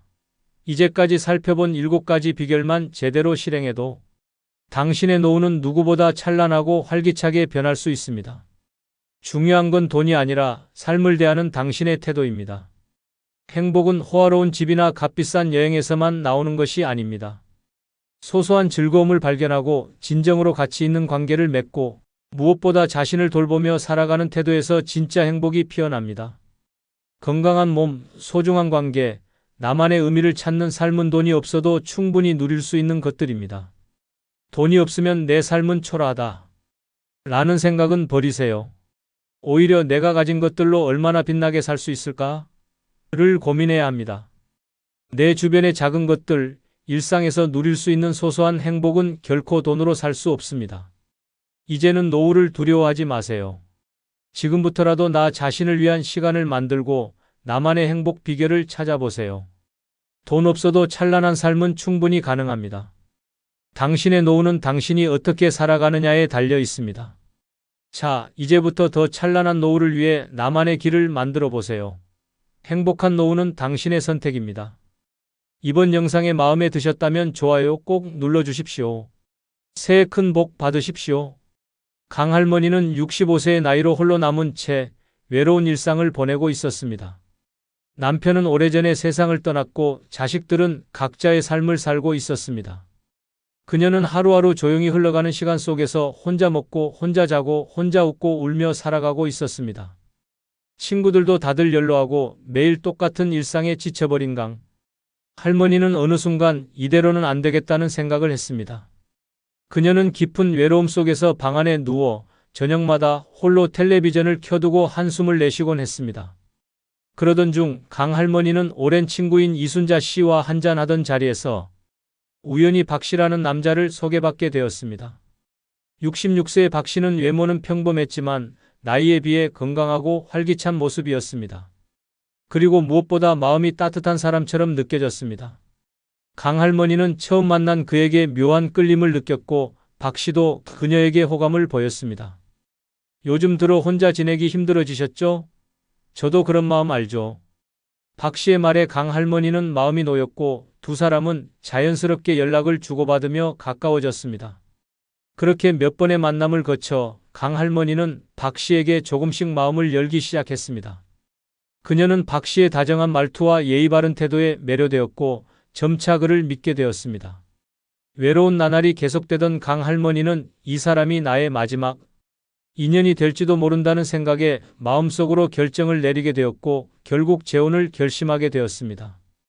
그렇게 두 사람은 만난 지 6개월 만에 결혼을 결심하게 되었고 강할머니는 새롭게 시작될 행복한 노후를 꿈꾸며 설레는 마음을 가득 품고 있었다. 그러나 강할머니는 그때까지 몰랐습니다. 박 씨가 숨기고 있던 끔찍한 비밀을. 결혼 후 처음 몇 달은 정말 행복했습니다. 박 씨는 강할머니에게 끊임없이 사랑을 표현했고 그녀도 그의 다정한 모습에 마음이 녹아내렸습니다. 함께 밥을 먹고 산책을 하며 늦은 나이에 맞는 소소한 행복을 느끼고 있었습니다. 당신만 있으면 이 세상에서 뭐든지 다 할 수 있을 것 같아요. 박 씨의 달콤한 말은 강할머니에게 큰 위로가 되었습니다. 두 사람은 서로에게 의지하며 재혼을 결심한 것이 올바른 선택이었다고 믿었습니다. 그러나 재혼한 지 6개월이 지나자 강할머니의 삶은 눈에 띄게 달라지기 시작했습니다. 이전에는 박 씨가 매일 다정한 말로 그녀를 위로하고 함께 시간을 보내며 행복한 미래를 약속했지만 이제는 그의 관심이 점점 희미해져 갔습니다. 박 씨는 집에서 보내는 시간보다 밖에서 보내는 시간이 많아졌습니다. 이유를 묻는 강할머니에게 그는 항상 친구들을 만나러 간다거나 사업 때문에 바쁘다고 둘러댔습니다. 강할머니는 박 씨의 말이 신뢰가 가지 않았지만 굳이 깊게 따져 묻지 않았습니다. 그가 무심한 태도로 집을 나서는 모습이 익숙해졌기 때문입니다. 박 씨는 어느 순간부터 강할머니의 일상에 거의 관심을 두지 않았습니다. 그녀가 좋아하던 영화, 가고 싶어 했던 장소, 작은 소소한 취미조차 이제는 그의 대화 속에서 완전히 사라졌습니다. 박 씨는 점차 자신의 스케줄과 필요에 따라 움직이며 강할머니를 가족이 아닌 룸메이트처럼 대하기 시작했습니다. 오늘 뭐 했냐는 가벼운 질문조차 하지 않는 그의 태도는 강할머니를 더욱 외롭게 만들었습니다. 더 큰 문제는 박 씨의 무관심뿐만이 아니었습니다. 그는 종종 집에 늦게 들어오거나 아예 외박을 하는 날이 많아졌습니다. 왜 이렇게 늦었어요? 라는 질문에 돌아오는 대답은 항상 똑같았습니다. 뭘 그렇게 따져? 나는 내가 알아서 한다. 강할머니는 그의 태도에서 점점 자신이 투명인간이 되어가는 듯한 느낌을 받았습니다. 그의 말 한마디, 행동 하나하나가 그녀의 존재감을 무시하는 듯 했기 때문입니다. 어느 날 강할머니는 식탁에 앉아 박 씨가 퇴근 후 집에 들어오길 기다리고 있었습니다. 그러나 그는 새벽이 되도록 돌아오지 않았습니다. 강할머니는 그를 걱정하며 몇 번이고 전화를 걸었지만 그는 전화를 받지 않았습니다. 그리고 아침이 되어서야 집에 돌아온 박 씨는 그녀의 전화를 확인조차 하지 않았습니다. 오히려 그녀의 얼굴을 보자마자 뭐 이렇게 간섭하냐는 말만 내뱉으며 방으로 들어가 버렸습니다. 강 할머니는 그 순간 자신이 이 결혼에서 완전히 소외되었다는 것을 깨달았습니다. 박 씨는 점점 더 자신을 위주로만 생활하며 강 할머니를 철저히 무시했습니다. 당신은 그냥 편히 살아. 내가 다 알아서 할게. 그의 말은 강 할머니를 위로하려는 것이 아니었습니다. 오히려 그녀가 이 결혼 생활에서 어떤 발언도 하지 않길 바라는 명령처럼 들렸습니다. 강 할머니는 하루하루 자신이 없어지는 듯한 기분을 느꼈습니다. 집안에서조차 그녀의 존재감은 점점 옅어지고 박 씨의 일방적인 삶의 방식이 모든 것을 지배하고 있었습니다. 그녀는 한때 자신이 이 결혼을 통해 행복을 되찾을 수 있을 거라 믿었습니다.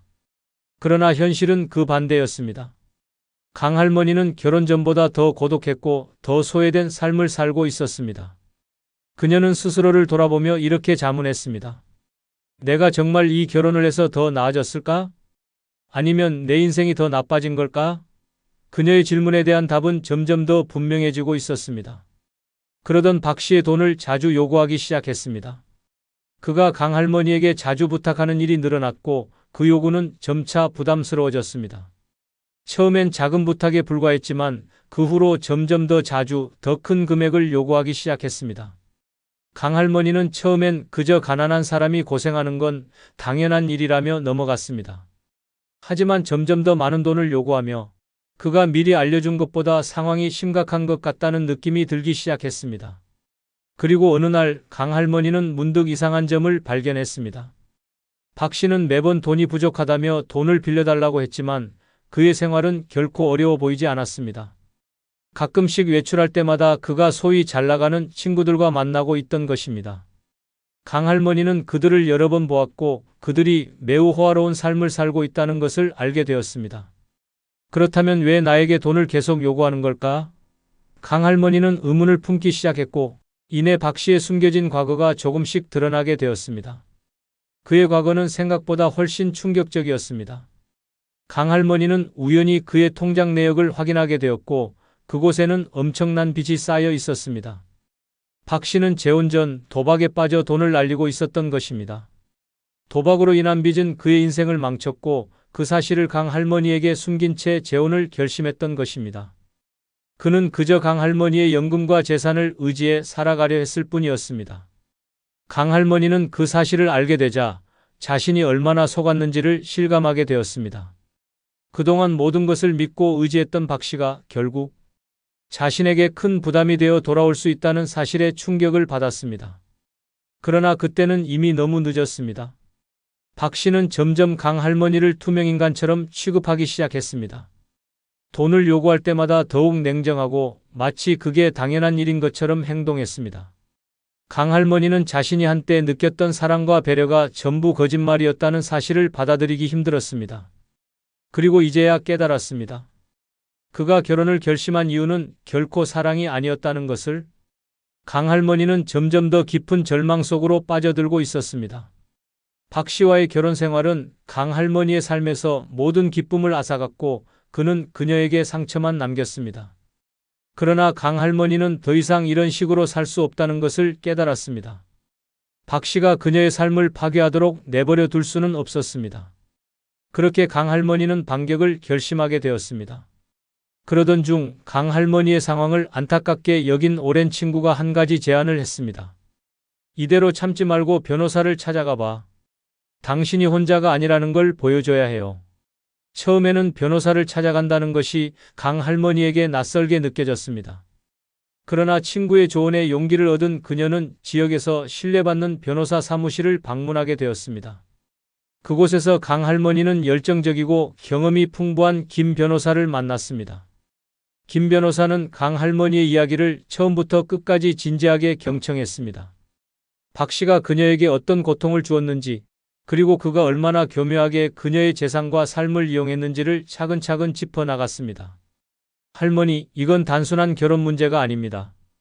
명백히 사기 결혼에 해당하며 법적으로 대응할 수 있는 충분한 근거가 있습니다.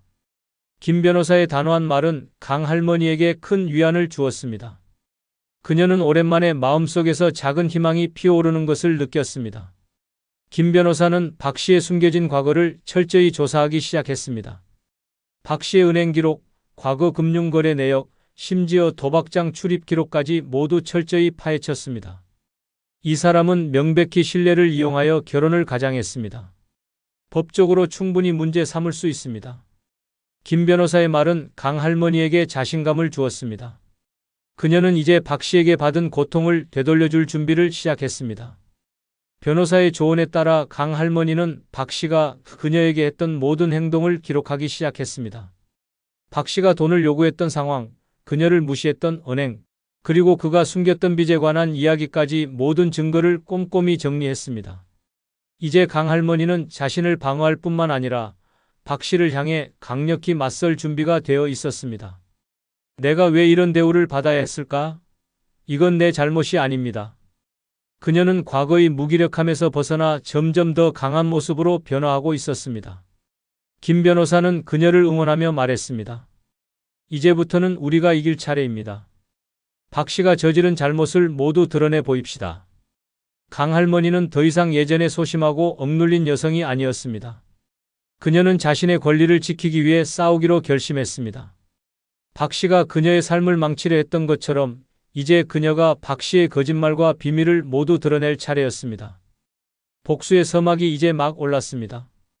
강 할머니는 변호사의 도움을 받으며 자신감을 되찾아가고 있었습니다. 그러나 박 씨와의 싸움은 여전히 그녀에게 큰 부담으로 다가왔습니다. 이런 상황을 알게 된 강 할머니의 자식들이 그녀를 돕기 위해 나서기 시작했습니다. 평소 어머니가 자존심이 강해서 힘든 상황을 잘 말하지 않는다는 것을 알고 있었던 자식들은 강 할머니가 겪고 있는 고통을 알게 되자 크게 분노했습니다. 엄마, 이제 우리가 도울게요. 혼자서 이 모든 걸 감당할 필요 없어요. 강 할머니의 큰아들이 이렇게 말하며 본격적으로 어머니의 문제를 해결하기 위해 행동에 나섰습니다. 특히 강 할머니의 둘째 딸은 친한 친구가 변호사라는 점을 떠올리고 어머니가 맡긴 사건을 더 체계적으로 진행할 수 있도록 도움을 요청했습니다. 그렇게 변호사와의 소통이 더욱 활발해졌고 박 씨를 압박할 강력한 법적 대응이 준비되기 시작했습니다. 자식들은 박 씨의 과거를 추적하며 그의 도박빚과 관련된 새로운 정보를 찾아냈습니다. 박 씨가 결혼 전에 어떤 생활을 했는지, 누구와 어울렸는지에 대한 정보는 박 씨가 법정에서 주장할 수 있는 변명들을 무너뜨리는 데 큰 역할을 했습니다. 박 씨의 행적을 조사하는 과정에서 그의 거짓말이 드러날 만한 증거들이 하나둘 발견되었습니다. 이 사람이 엄마를 속이고 결혼했다는 걸 모두가 알게 될 거야. 자식들은 하나같이 강 할머니를 위해 힘을 합쳤습니다. 특히 강 할머니의 둘째 딸은 박 씨와 대면하며 직설적으로 말했습니다. 어머니를 속이고 이용하려던 당신의 계획은 여기까지예요. 법이 당신 편이 아니라는 걸 곧 알게 될 겁니다. 박 씨는 딸의 태도에 당황하며 말끝을 흐렸습니다. 그는 점점 자신이 설 곳이 없음을 느끼기 시작했습니다. 강 할머니는 자식들의 적극적인 도움을 받으며 그동안 느껴왔던 외로움과 무기력함에서 점점 벗어나고 있었습니다. 또한 자식들은 법정에서 강 할머니의 편에 서서 증언할 준비도 마쳤습니다. 어머니가 어떻게 박 씨의 통제로 인해 고통받았는지, 그가 결혼 전부터 숨겨온 빚과 도박 문제를 알게 된 과정 등을 증언하기로 한 것입니다. 그들은 어머니의 권리를 되찾고 그녀를 지키기 위해 끝까지 함께 싸우겠다고 결심했습니다. 강 할머니는 자식들의 도움 덕분에 큰 용기를 얻었습니다. 혼자 싸우는 줄만 알았는데 이렇게 내 편이 많았다니. 그녀는 처음으로 자신의 결심이 옳았다는 것을 느꼈습니다. 박 씨와의 결혼은 실수였지만 그녀는 이제 그 실수를 통해 자신의 힘과 가족의 사랑을 다시 확인할 수 있었습니다. 자식들의 지원과 변호사의 철저한 준비로 박 씨를 향한 법적 압박은 점점 강해졌습니다. 그의 거짓말과 비리가 드러나며 박 씨는 궁지에 몰리기 시작했습니다. 강 할머니는 이제 더 이상 과거의 피해자로 남지 않을 것이었습니다. 그녀는 자신을 지키기 위해 그리고 다시는 이런 일이 반복되지 않도록 끝까지 싸우기로 결심했습니다. 복수의 막은 이제 절정으로 치닫고 있었습니다. 강 할머니의 자식들과 변호사가 합심하여 싸움을 이어가는 동안 박 씨는 점점 더 궁지에 몰려갔습니다. 그의 비밀은 하나둘씩 세상에 드러나기 시작했습니다. 변호사는 박 씨가 과거에 저질렀던 금융사기와 도박 관련 기록을 철저히 조사해 법정에 제출했고, 그가 강 할머니를 속이고 결혼한 의도가 명백히 드러났습니다. 법정에서 제시된 증거들은 박 씨가 더 이상 숨을 곳이 없게 만들었습니다. 법정에서 강 할머니의 변호사는 조목조목 박 씨의 잘못을 드러냈습니다. 피고는 결혼 전 엄청난 도박 빚을 숨기고 원고에게 접근했습니다. 이는 원고의 신뢰를 악용한 사기 행위에 해당합니다.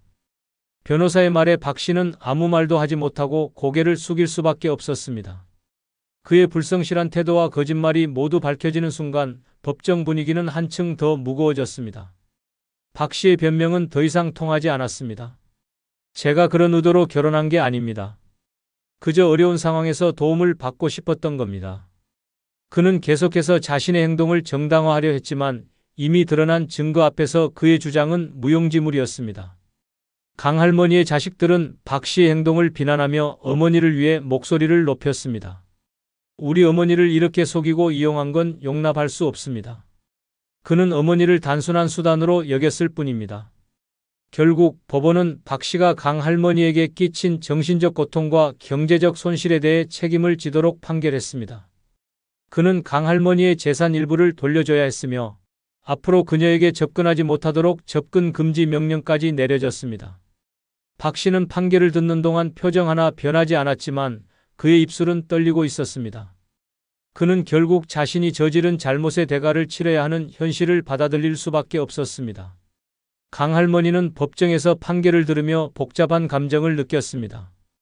그녀는 긴 싸움 끝에 자신의 권리를 되찾았지만 그 과정에서 받은 상처는 쉽게 아물지 않을 것이었습니다.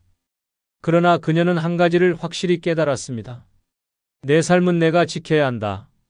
그녀는 다시는 누구에게도 속거나 이용당하지 않겠다고 결심했습니다. 법적 판결이 내려진 후 이제 그녀는 새로운 삶을 시작할 준비를 하고 있었습니다. 자식들과 변호사의 도움으로 그녀는 이전보다 더 강한 사람이 되었음을 느꼈습니다. 이제 강 할머니는 더 이상 과거의 고통에 머물지 않기로 했습니다. 그녀는 혼자서도 충분히 잘 살아갈 수 있다는 것을 배웠고 자신을 지키는 것이 얼마나 중요한지 깨달았습니다. 그녀의 삶은 박 씨와의 결혼이 남긴 상처로 얼룩졌지만 그 상처는 그녀를 더 강하고 당당하게 만들어준 계기가 되었습니다. 강 할머니의 통쾌한 복수는 마침내 그녀에게 자유와 평온을 가져다 주었습니다. 이상으로 강 할머니의 끔찍한 재혼 이야기를 마치겠습니다. 영상이 조금이라도 도움이 되셨다면 좋아요 눌러주시기 바랍니다. 끝까지 시청하신 모든 분들 새해 대박 나시기 바랍니다.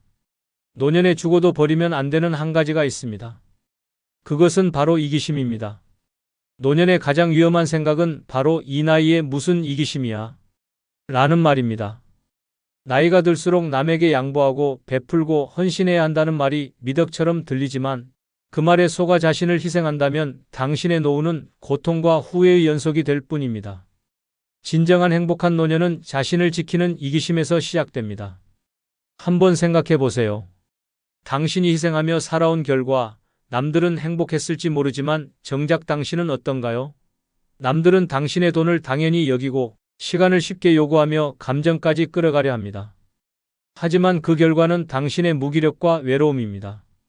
이기심 없이 살아가는 노년은 무방비 상태로 세상에 내던져지는 것과 같습니다.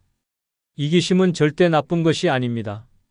그것은 자신의 존엄과 행복을 지키는 유일한 무기입니다. 돈, 시간, 감정, 건강, 그리고 당신의 삶의 주도권까지 이것들을 남에게 빼앗기지 않으려면 단호한 이기심이 필요합니다. 지금부터 이 7가지 이기심을 기억하세요. 그것들이 당신의 노후를 지키고 더 나은 삶을 만드는 열쇠가 될 것입니다. 이기심 없이는 노년의 행복도 없습니다. 좋아요 누르시면 시작하겠습니다. 노년에 꼭 가져야 할 첫 번째 이기심은 바로 돈에 대한 이기심입니다. 자식들 도와줘야지, 친구들에게 조금 빌려줘도 괜찮겠지라는 생각이 가장 위험합니다. 당신의 돈은 당신의 노후를 위한 것입니다. 돈을 잃는 순간 당신의 선택과 존엄은 한순간에 무너집니다. 그런데도 사람들은 어른답게 베풀어라는 말로 당신의 지갑을 열게 만듭니다. 돈을 쉽게 빌려주거나 자식들에게 무리하게 도와주다 보면 결국 당신이 가장 먼저 고통받습니다. 나이가 들수록 돈을 다시 벌 기회는 점점 줄어듭니다. 그런데도 누군가 당신에게 손을 내밀 때 당신은 도와줘야 한다는 압박감에 빠집니다. 이때 필요한 것이 바로 이기심입니다. 내 돈은 나를 위해 쓰겠다는 단호한 태도가 없다면 결국 노후의 불안과 경제적 고통을 떠안게 됩니다. 이기심이 없다면 돈을 빌려준 뒤 돌아오지 않을 때 그 배신감과 후회는 2배로 다가옵니다. 가까운 사람이라도 돈이 얽히는 순간 관계는 틀어지고 당신은 외면당하기 쉽습니다. 돈을 빌려줄 때 당신의 마음은 좋은 어른이 되고 싶었겠지만 시간이 지나면 남는 것은 상처뿐입니다. 상대방은 당신의 희생을 쉽게 잊고 오히려 더 큰 요구를 할 수도 있습니다. 결국 당신은 노후를 편히 보내야 할 시간에 남의 문제까지 짊어지게 되는 것입니다. 돈을 나 자신을 위해 쓰는 것은 결코 이기적인 행동이 아닙니다. 오히려 당신의 삶을 지키기 위한 필수적인 선택입니다. 내가 안정적이어야 타인에게도 진정한 도움을 줄 수 있는 법입니다. 노년에 내 돈은 나를 위해 쓰겠다고 말하는 것은 절대 부끄러운 일이 아닙니다. 오히려 그게 당신의 존엄을 지키는 첫 번째 원칙입니다. 남을 돕기 전에 당신이 먼저 행복할 권리가 있다는 것을 잊지 마세요. 노년에 필요한 이기심은 바로 여기에 있습니다. 당신의 돈은 당신을 위한 것입니다. 노년에 꼭 가져야 할 2번째 이기심은 바로 시간에 대한 이기심입니다. 당신의 시간은 누구의 것도 아닙니다. 그런데도 누군가는 당신의 시간을 쉽게 가져가려 합니다. 시간 많으시잖아요. 이거 좀 도와주세요. 병원 좀 데려다 주세요. 이 서류 좀 대신 처리해 주시면 안 될까요? 처음에는 작은 부탁으로 시작됩니다. 하지만 한번 시간을 내주면 그 요구는 끝도 없이 이어집니다. 당신이 그래, 이 정도는 괜찮겠지라고 생각하며 시간을 내주는 순간 상대방은 그것을 당연하게 여깁니다. 그리고 점점 더 많은 시간을 요구합니다. 처음에는 심부름 정도였던 것이 나중에는 매주 시간을 내달라거나 한 달 동안 도와달라는 식으로 부담스러운 부탁으로 변합니다. 당신이 거절하면 왜 이제 와서 안 된다고 하세요? 라며 오히려 섭섭하다는 말을 들을지도 모릅니다. 노년의 시간은 무엇보다도 소중합니다. 젊었을 때는 가족과 직장, 사회적인 관계에 당신의 시간을 내주는 것이 어쩔 수 없었다면 이제는 온전히 나를 위한 시간을 가져야 합니다. 내가 좋아하는 취미를 즐기고 산책을 하고 나만의 여유를 즐기는 시간은 절대 남에게 빼앗겨서는 안 됩니다. 하지만 상대방은 당신의 시간을 많아 보인다고 쉽게 판단하며 이용하려 합니다. 그리고 당신이 시간을 내주지 않으면 그 정도도 못해주냐며 죄책감을 심어주려 할지도 모릅니다. 가장 큰 문제는 이렇게 시간을 뺏기다 보면 정작 자신을 위해 쓸 시간은 사라진다는 것입니다. 당신의 시간은 단순히 하루하루를 채우는 것이 아닙니다. 그것은 당신이 앞으로 남은 삶을 어떻게 살아갈지를 결정짓는 가장 중요한 자원입니다. 한번 흘러가 버린 시간은 다시 되돌릴 수 없습니다. 그래서 단호해져야 합니다. 아무리 가까운 사람이라도 당신의 시간을 당연히 생각하지 못하게 만들어야 합니다. 미안하지만 나도 바빠요라는 말을 꺼내는 용기가 필요합니다. 이기심이 없으면 당신의 시간은 남의 요구와 부탁으로만 채워지고 당신의 행복은 끝없는 희생 속에 묻혀버릴 것입니다. 내 시간은 나를 위한 것입니다. 내가 좋아하는 일, 내가 하고 싶은 일에 마음껏 써야 합니다. 당신의 시간은 당신의 남은 인생입니다. 그것을 지키는 것이야말로 노년에 가져야 할 가장 중요한 이기심입니다. 내 시간을 지키는 것이 곧 내 삶을 지키는 것입니다. 노년에 꼭 필요한 3번째 이기심은 바로 감정에 대한 이기심입니다. 나이가 들수록 사람들은 당신이 더 관대하고 이해심 많기를 기대합니다. 가족, 친구, 지인들까지 모두 당신에게 자신의 고민을 털어놓으며 감정의 쓰레기통으로 여길 수도 있습니다. 당신이라면 이해해 줄 거야 라는 말로 시작되는 그들의 하소연은 결국 당신의 정신적 에너지를 갉아먹고 감정적으로 고갈되게 만듭니다. 처음에는 가벼운 이야기로 시작합니다. 요즘 일이 힘들어. 가족들 때문에 스트레스를 받아. 그러나 그 대화는 점점 깊어지고 나중에는 마치 당신이 해결사가 되어야 할 것처럼 무거워집니다. 상대방은 자신의 감정을 털어놓으며 가벼워질지 몰라도 당신은 그 무게를 고스란히 짊어져야 합니다. 가장 큰 문제는 그들이 당신에게 고맙다는 말도 하지 않은 채 또 다른 고민을 들고 찾아온다는 것입니다. 그리고 만약 당신이 솔직하게 조언하거나 현실적인 말을 하면 어떻게 될까요? 넌 내 입장을 몰라. 내 말대로 했더니 더 안 좋아졌어. 라는 말이 돌아올지도 모릅니다. 결국 당신은 괜히 끼어들었다며 후회하게 되고 상대방의 감정을 받아준 것 자체가 스트레스로 남습니다. 감정을 나누는 행위가 결코 서로를 치유하지 않는 상황이 되는 겁니다. 노년에는 자신의 감정이 가장 중요합니다. 젊었을 때는 가족이나 주변 사람들을 위해 감정을 희생하며 살아왔을지도 모릅니다. 하지만 이제는 그럴 필요가 없습니다. 더 이상 남의 문제와 감정에 휘말려 당신의 마음을 희생하지 않아도 됩니다. 이기심을 가지고 내 감정을 지키는 것이 곧 나를 돌보는 첫 번째 단계입니다. 어떤 사람이 당신에게 감정을 털어놓으려 한다면 선을 그어야 합니다. 그건 내가 해결해야 할 문제야. 혹은 지금은 내가 그 이야기를 들을 여유가 없어. 라고 단호하게 말하세요. 남들이 당신의 공감을 쉽게 요구하며 당신을 무너뜨리도록 놔둬선 안 됩니다. 상대방의 감정을 받아주는 것이 미덕이 아니라 자신의 감정을 스스로 지키는 것이야말로 당신에게 필요한 진정한 이기심입니다. 내 감정은 내가 지킨다는 원칙을 가지고 살아야 합니다. 당신의 마음은 소중합니다. 그것은 다른 누구의 것이 아니라 오직 당신 자신을 위해 쓰여야 합니다. 남의 감정을 받아주느라 당신의 삶이 희생되는 일은 절대 없어야 합니다. 감정을 지키는 이기심은 곧 평온한 노후를 위한 필수 조건입니다. 노년에 꼭 필요한 네 번째 이기심은 바로 건강에 대한 이기심입니다. 나이가 들수록 건강을 챙기는 일은 선택이 아니라 생존을 위한 필수 과제입니다. 하지만 주변 사람들은 당신의 건강을 당연하게 여기며 심지어 당신의 시간과 에너지를 요구하면서도 건강은 잘 챙기고 있지? 라는 말로 끝을 맺습니다. 그러나 정작 당신이 자신의 건강을 돌볼 시간이나 여유를 뺏긴다면 누구도 대신 아파주지 않습니다. 결국 아픈 것도 고통받는 것도 치료비를 부담하는 것도 오직 당신 혼자입니다. 가족이나 지인들이 당신에게 이 정도는 괜찮겠지라며 도움을 요청할 때 그 순간 당신의 몸은 점점 지쳐갑니다. 힘든 줄 알면서도 그 부탁을 거절하지 못하면 건강은 더 빠르게 무너질 것입니다. 무리한 일을 하거나 스트레스를 받는 상황이 반복되면 몸은 경고 신호를 보내지만 사람들은 그 신호를 무시하도록 만듭니다. 당신이 괜찮다며 고개를 끄덕이는 그 순간 당신의 건강은 희생되고 있는 것입니다.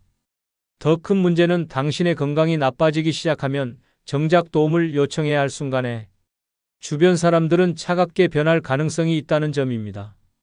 나도 바쁜데 어떻게 하라는 거야? 라는 대답이 돌아오면 당신은 그때서야 자신의 희생이 헛되었다는 사실을 뼈저리게 깨닫게 됩니다. 나를 위해 건강을 지키는 이기심이 없었다면 당신은 결국 자신을 돌볼 힘조차 잃게 될 것입니다. 건강을 지키는 이기심은 단순한 자기 관리가 아닙니다. 그것은 당신의 삶을 지키고 나이 들어서도 존엄을 유지할 수 있게 하는 유일한 방법입니다. 건강하지 않으면 자유롭게 움직일 수도 하고 싶은 일을 할 수도 없습니다. 지금은 내가 쉬어야 해. 병원에 가야 하니 오늘은 못 가. 이렇게 말할 수 있는 용기가 필요합니다. 건강에 대한 이기심은 결코 이기적인 행동이 아니라 나를 존중하고 보호하는 행동입니다. 당신의 건강은 오직 당신 자신만을 위한 것입니다.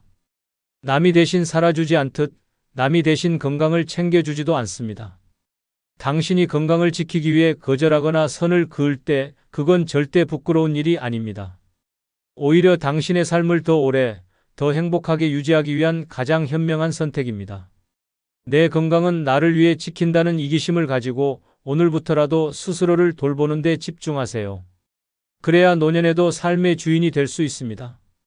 노년에 반드시 가져야 할 다섯 번째 이기심은 바로 공간에 대한 이기심입니다. 당신의 공간은 단순히 머무는 곳이 아닙니다. 그것은 당신의 삶과 마음이 머무는 성역입니다. 하지만 주변 사람들은 그 공간의 소중함을 쉽게 간과하며 당신의 집을 마치 공공재처럼 생각하기도 합니다. 잠깐 우리 아이들 봐줄 수 있어요? 집이 넓으니 내가 잠깐 지내도 되죠? 이런 부탁이 처음에는 가벼워 보일 수 있습니다. 그러나 한번 문을 열어주기 시작하면 그 요청은 끝없이 이어질 가능성이 큽니다. 누군가 당신의 공간을 점점 더 점유하면서 정작 당신은 쉴 곳도 마음을 내려놓을 곳도 잃게 됩니다. 집이 어수선해지고 남의 요구가 당신의 일상이 되어버리면 당신의 삶은 피곤함과 스트레스로 가득 찰 뿐입니다. 더 심각한 문제는 당신의 공간이 점점 당신의 통제 밖으로 벗어나는 순간입니다. 누군가 당신의 집에 오래 머무르며 자신의 필요를 당연히 요구하기 시작할 때 당신은 점차 자신의 권리를 잃어가게 됩니다. 그리고 그들은 그 공간이 마치 자기 것인 양 행동하며 당신의 의견을 무시하기도 합니다. 여기 이 정도는 써도 괜찮죠? 내가 여기에 있으니 좀 협조해줘야죠. 라는 말로 당신을 묶어둘 수도 있습니다. 노년의 공간은 그 어떤 것보다 소중합니다. 그것은 당신이 마음 편히 쉴 수 있는 유일한 장소입니다. 이 공간에서조차 남을 위해 희생한다면 당신은 어디서도 편안함을 느낄 수 없습니다. 내 공간을 지키는 이기심은 바로 내 삶의 주도권을 지키는 것입니다. 누군가 당신의 공간을 요구할 때 단호히 말해야 합니다. 여기는 내 공간입니다. 나만의 시간을 보내야 해요. 라는 말은 절대 이기적인 것이 아닙니다. 사람들은 당신의 공간에 들어오면서 당신의 시간과 에너지도 함께 앗아갑니다. 그러나 당신의 공간은 당신의 마음을 치유하고 삶의 에너지를 충전하는 곳이어야 합니다.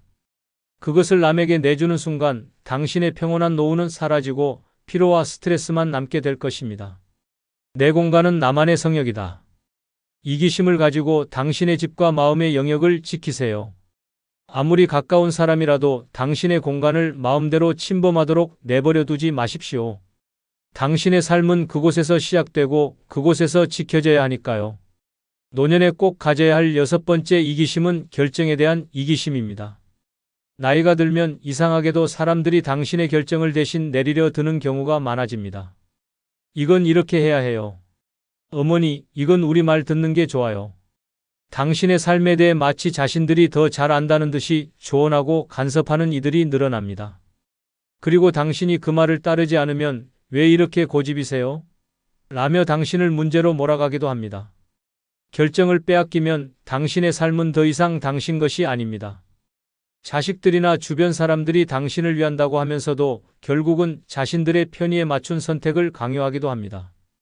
예를 들어 자식들은 그 집 너무 커요, 팔고 작은 데로 이사 가세요 라며 당신의 의사를 무시하고 경제적 이유를 들먹일 수 있습니다.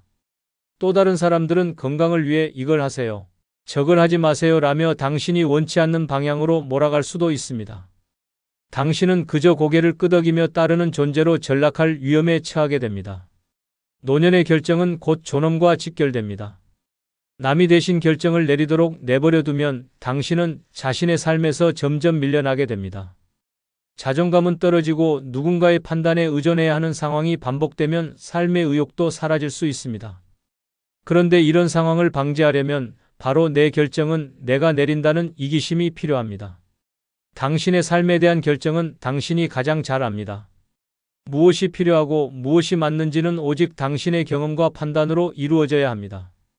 누군가가 당신을 설득하거나 강요하려고 할 때 단호하게 말하세요. 내 인생은 내가 결정합니다. 이건 내 선택이에요. 당신이 내린 결정은 설령 실수일지라도 그것은 당신의 경험으로 남고 당신의 삶을 더 단단하게 만들어줍니다. 남이 내린 결정은 당신의 삶에서 아무런 의미도 남기지 않습니다. 결정에 대한 이기심은 당신이 삶의 주도권을 다시 잡는 일입니다. 그것이 크든 작든 당신의 선택은 당신 자신에게 가장 중요합니다. 아무리 가까운 사람이라도 당신의 삶에 대해 이래야 한다고 말하게 두지 마십시오. 그들의 조언을 참고할 수는 있지만 결국 선택은 당신의 몫이어야 합니다. 내 결정은 내가 내린다는 태도를 가지고 당당히 자신을 지키세요.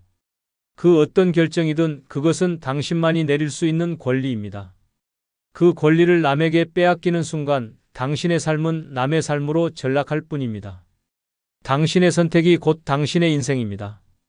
노년에 반드시 필요한 마지막 7번째 이기심은 행복에 대한 이기심입니다.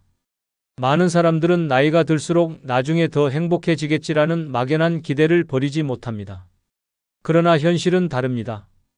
행복은 스스로 선택하지 않으면 결코 찾아오지 않습니다. 특히 노년에는 남의 기대나 사회적 시선에 끌려다니며 내 행복을 희생하는 경우가 많습니다. 하지만 기억해야 합니다.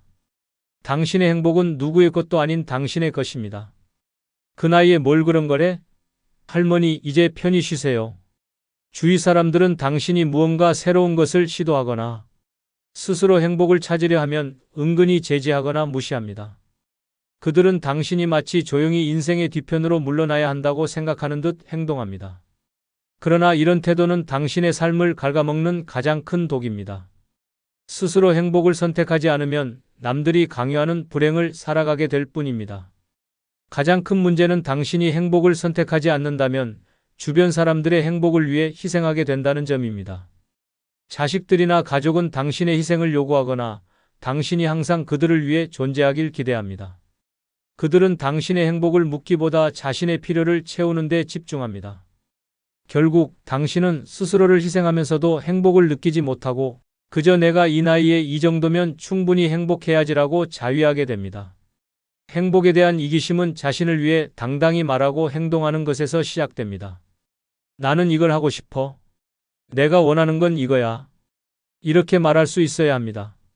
누군가가 당신의 선택을 비웃거나 반대하더라도 그것은 중요하지 않습니다.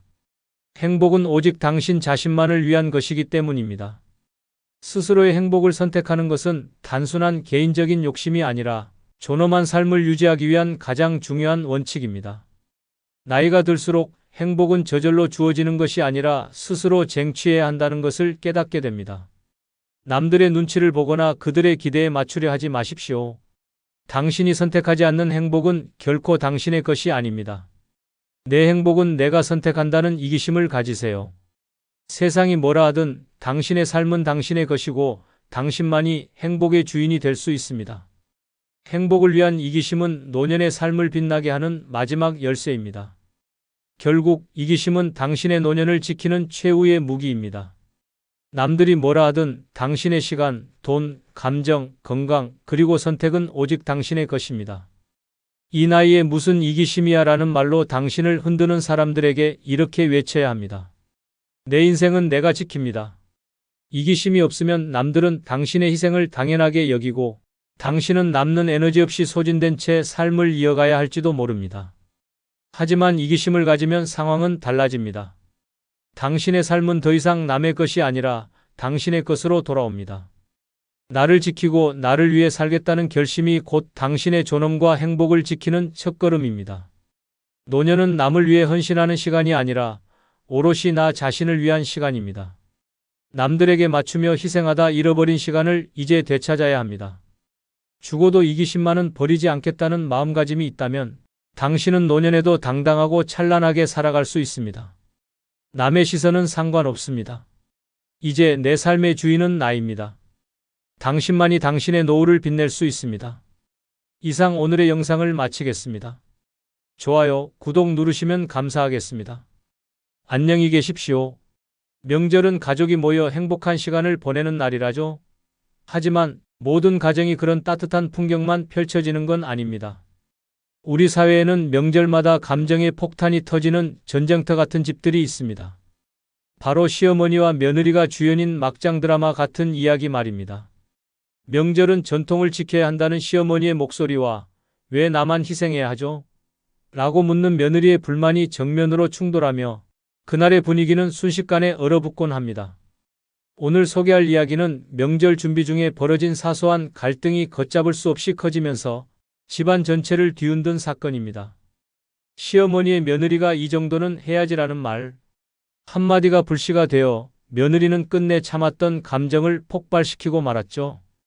이 싸움은 단순한 말다툼에서 그치지 않았습니다. 이 가족은 과연 평화롭게 명절을 마무리할 수 있을까요? 아니면 이 명절이 가족이라는 이름의 가면을 벗겨내고 끝없는 싸움으로 이어질까요? 지금부터 명절이라는 이름 아래 벌어진 막장 같은 이야기를 들려드리겠습니다. 당신의 가족은 과연 이 전쟁에서 자유로울 수 있나요? 먼저 구독과 좋아요 부탁드립니다. 67세 박정자 씨는 명절이 가까워질수록 바빠졌다.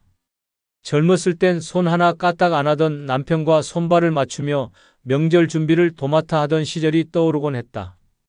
이제는 며느리가 들어와 그 역할을 대신하고 있지만 속마음 깊은 곳에서는 여전히 내가 챙겨야 명절이 제대로 된다는 생각이 지워지지 않았다. 며느리 민영에게 전화를 걸었다. 민영아, 이번 명절에는 차례 음식을 내가 맡아야겠어. 이제는 우리 집 전통도 좀 배워야 하지 않겠니? 말은 부드럽게 건넸지만 속으로는 이 정도는 당연히 해야지라는 마음이 컸다. 며느리가 내 어머니라고 대답했지만 그 목소리가 어쩐지 건조하게 느껴졌다. 젊은 사람들이 왜 이렇게 기운이 없고 열정이 없는지 정자는 이해하기 어려웠다. 명절 당일 정자는 아침 일찍부터 주방에 나왔다. 며느리가 차례 음식 준비를 시작했지만 손놀림이 어딘가 어색했다. 정자는 참견하지 않으려 했지만 결국 말을 꺼냈다. 민영아, 고기는 조금 더 얇게 써는 게 좋아. 그래야 양념이 잘 배어들어 맛있어지거든. 민영이 고개를 끄덕이며 다시 고기를 썰기 시작했지만 정자의 눈에는 여전히 마음에 들지 않았다. 요즘 젊은 며느리들은 참 편하구나. 나는 이런 거 전부 손으로 했는데 요즘은 다 기계가 대신하니 편하겠다. 정자는 의도치 않게 한 말을 내뱉었지만 민영이 고개를 숙인 채 말없이 일하는 모습이 어쩐지 신경 쓰였다. 서운했나? 내가 괜한 말을 했나? 라는 생각이 스쳐 지나갔지만 정자는 자신의 말을 굽히는 타입이 아니었다. 거실에서 남편과 아들이 웃으며 TV를 보고 있는 소리가 주방까지 들려왔다. 정자는 주방을 오가는 민영을 보며 속으로 생각했다. 요즘 며느리들은 왜 이렇게 힘이 없어 보이는 걸까? 내가 너무 잘해줬나? 그녀는 이런 기분이 들 때마다 자신의 시어머니가 떠오르곤 했다. 그 시절엔 한마디 잘못하면 혼쭐이 났지만 정자는 그런 독한 어른은 되고 싶지 않았다. 그래도 명절이라는 큰 행사를 잘 치러내기 위해선 어느 정도 엄격함이 필요하다고 느꼈다. 식사를 마친 뒤 정자는 민영을 조용히 불렀다. 민영아, 그런데 요즘 살이 좀 오른 것 같구나. 젊은 사람은 좀 날씬해야 보기가 좋지 않니? 정자는 농담 반, 진담 반으로 한 말이었지만 민영의 굳은 표정을 보고 마음 한구석이 불편해졌다. 그날 밤 정자는 침대에 누워 이런저런 생각에 잠겼다. 내가 너무 간섭했나? 아니면 요즘 젊은 사람들은 그냥 다 이렇게 민감한 건가? 며느리가 조용히 명절을 끝낸 걸 보면 큰 문제는 없는 것 같았다. 그러나 다음 명절에도 똑같은 상황이 벌어질 것이라는 사실은 그녀도 잘 알고 있었다. 며느리도 언젠가 나처럼 이런 고민을 하게 될 날이 오겠지. 정자는 그렇게 생각하며 천천히 눈을 감았다. 명절 아침 박정자는 언제나처럼 부지런히 움직였다. 아니, 움직이는 척했다. 명절 준비는 이미 며느리 민영에게 맡겨둔 상태였지만 그녀는 마치 모든 걸 자신이 이끌고 있는 듯한 분위기를 만들어야 직성이 풀렸다. 명절은 전통을 지키는 어른의 몫이라는 생각은 그녀의 철학이자 며느리를 다루는 방식이었다. 민영이 주방에서 재료를 손질하며 기름에 전을 부칠 때 정자는 슬쩍 주방으로 발길을 옮겼다. 민영아, 저 전은 너무 두꺼운 것 같은데 조금 더 얇게 부쳐야 먹기도 좋고 보기도 예쁘지 않겠니? 민영은 이미 땀에 젖은 얼굴로 네, 어머니라고 답했지만 속으로는 어머니라면 직접 하시지 왜 모든 걸 나한테 맡기고 비판만 하시는 걸까? 라는 생각이 떠올랐다. 그러나 정자는 멈추지 않았다. 민영이 고기를 굽는 걸 보면서도 그렇게 굽지 말고 조금 더 살짝 익혀야 부드럽지 않겠어? 라고 말을 얹었다. 민영은 이미 스트레스가 한계치에 도달했지만 억지로 미소를 지으며 대답했다. 하지만 정자는 그런 민영의 굳은 표정을 눈치채지 못하거나 아니면 일부러 못 본 척했다. 점심 식사가 끝난 뒤 정자는 가족들과 함께 거실로 이동했다. 남편과 아들, 손주들이 웃으며 TV를 보고 있는 동안 민영은 혼자 남아 설거지를 하고 있었다. 그러다 잠시 쉬려고 주방 밖으로 나왔을 때 정자의 눈에 걸리고 말았다. 민영아, 아직 접시가 남아있더라. 명절은 우리 손님들도 오는 날이잖니. 그러니 빨리 치우고 쉬는 게 좋지 않겠니? 민영은 멈칫했다. 속으로는 이미 왜 나만 모든 걸 다 해야 하죠? 라는 울분이 치밀었지만 입을 다물고 다시 주방으로 향했다. 정자는 그녀의 뒷모습을 바라보며 요즘 며느리들은 참 편하다는 생각을 하고 있었다. 하지만 그녀는 몰랐다. 민영의 인내심이 점점 바닥나고 있다는 사실을. 그날 저녁 정자는 가족들 앞에서 또 한마디를 던졌다.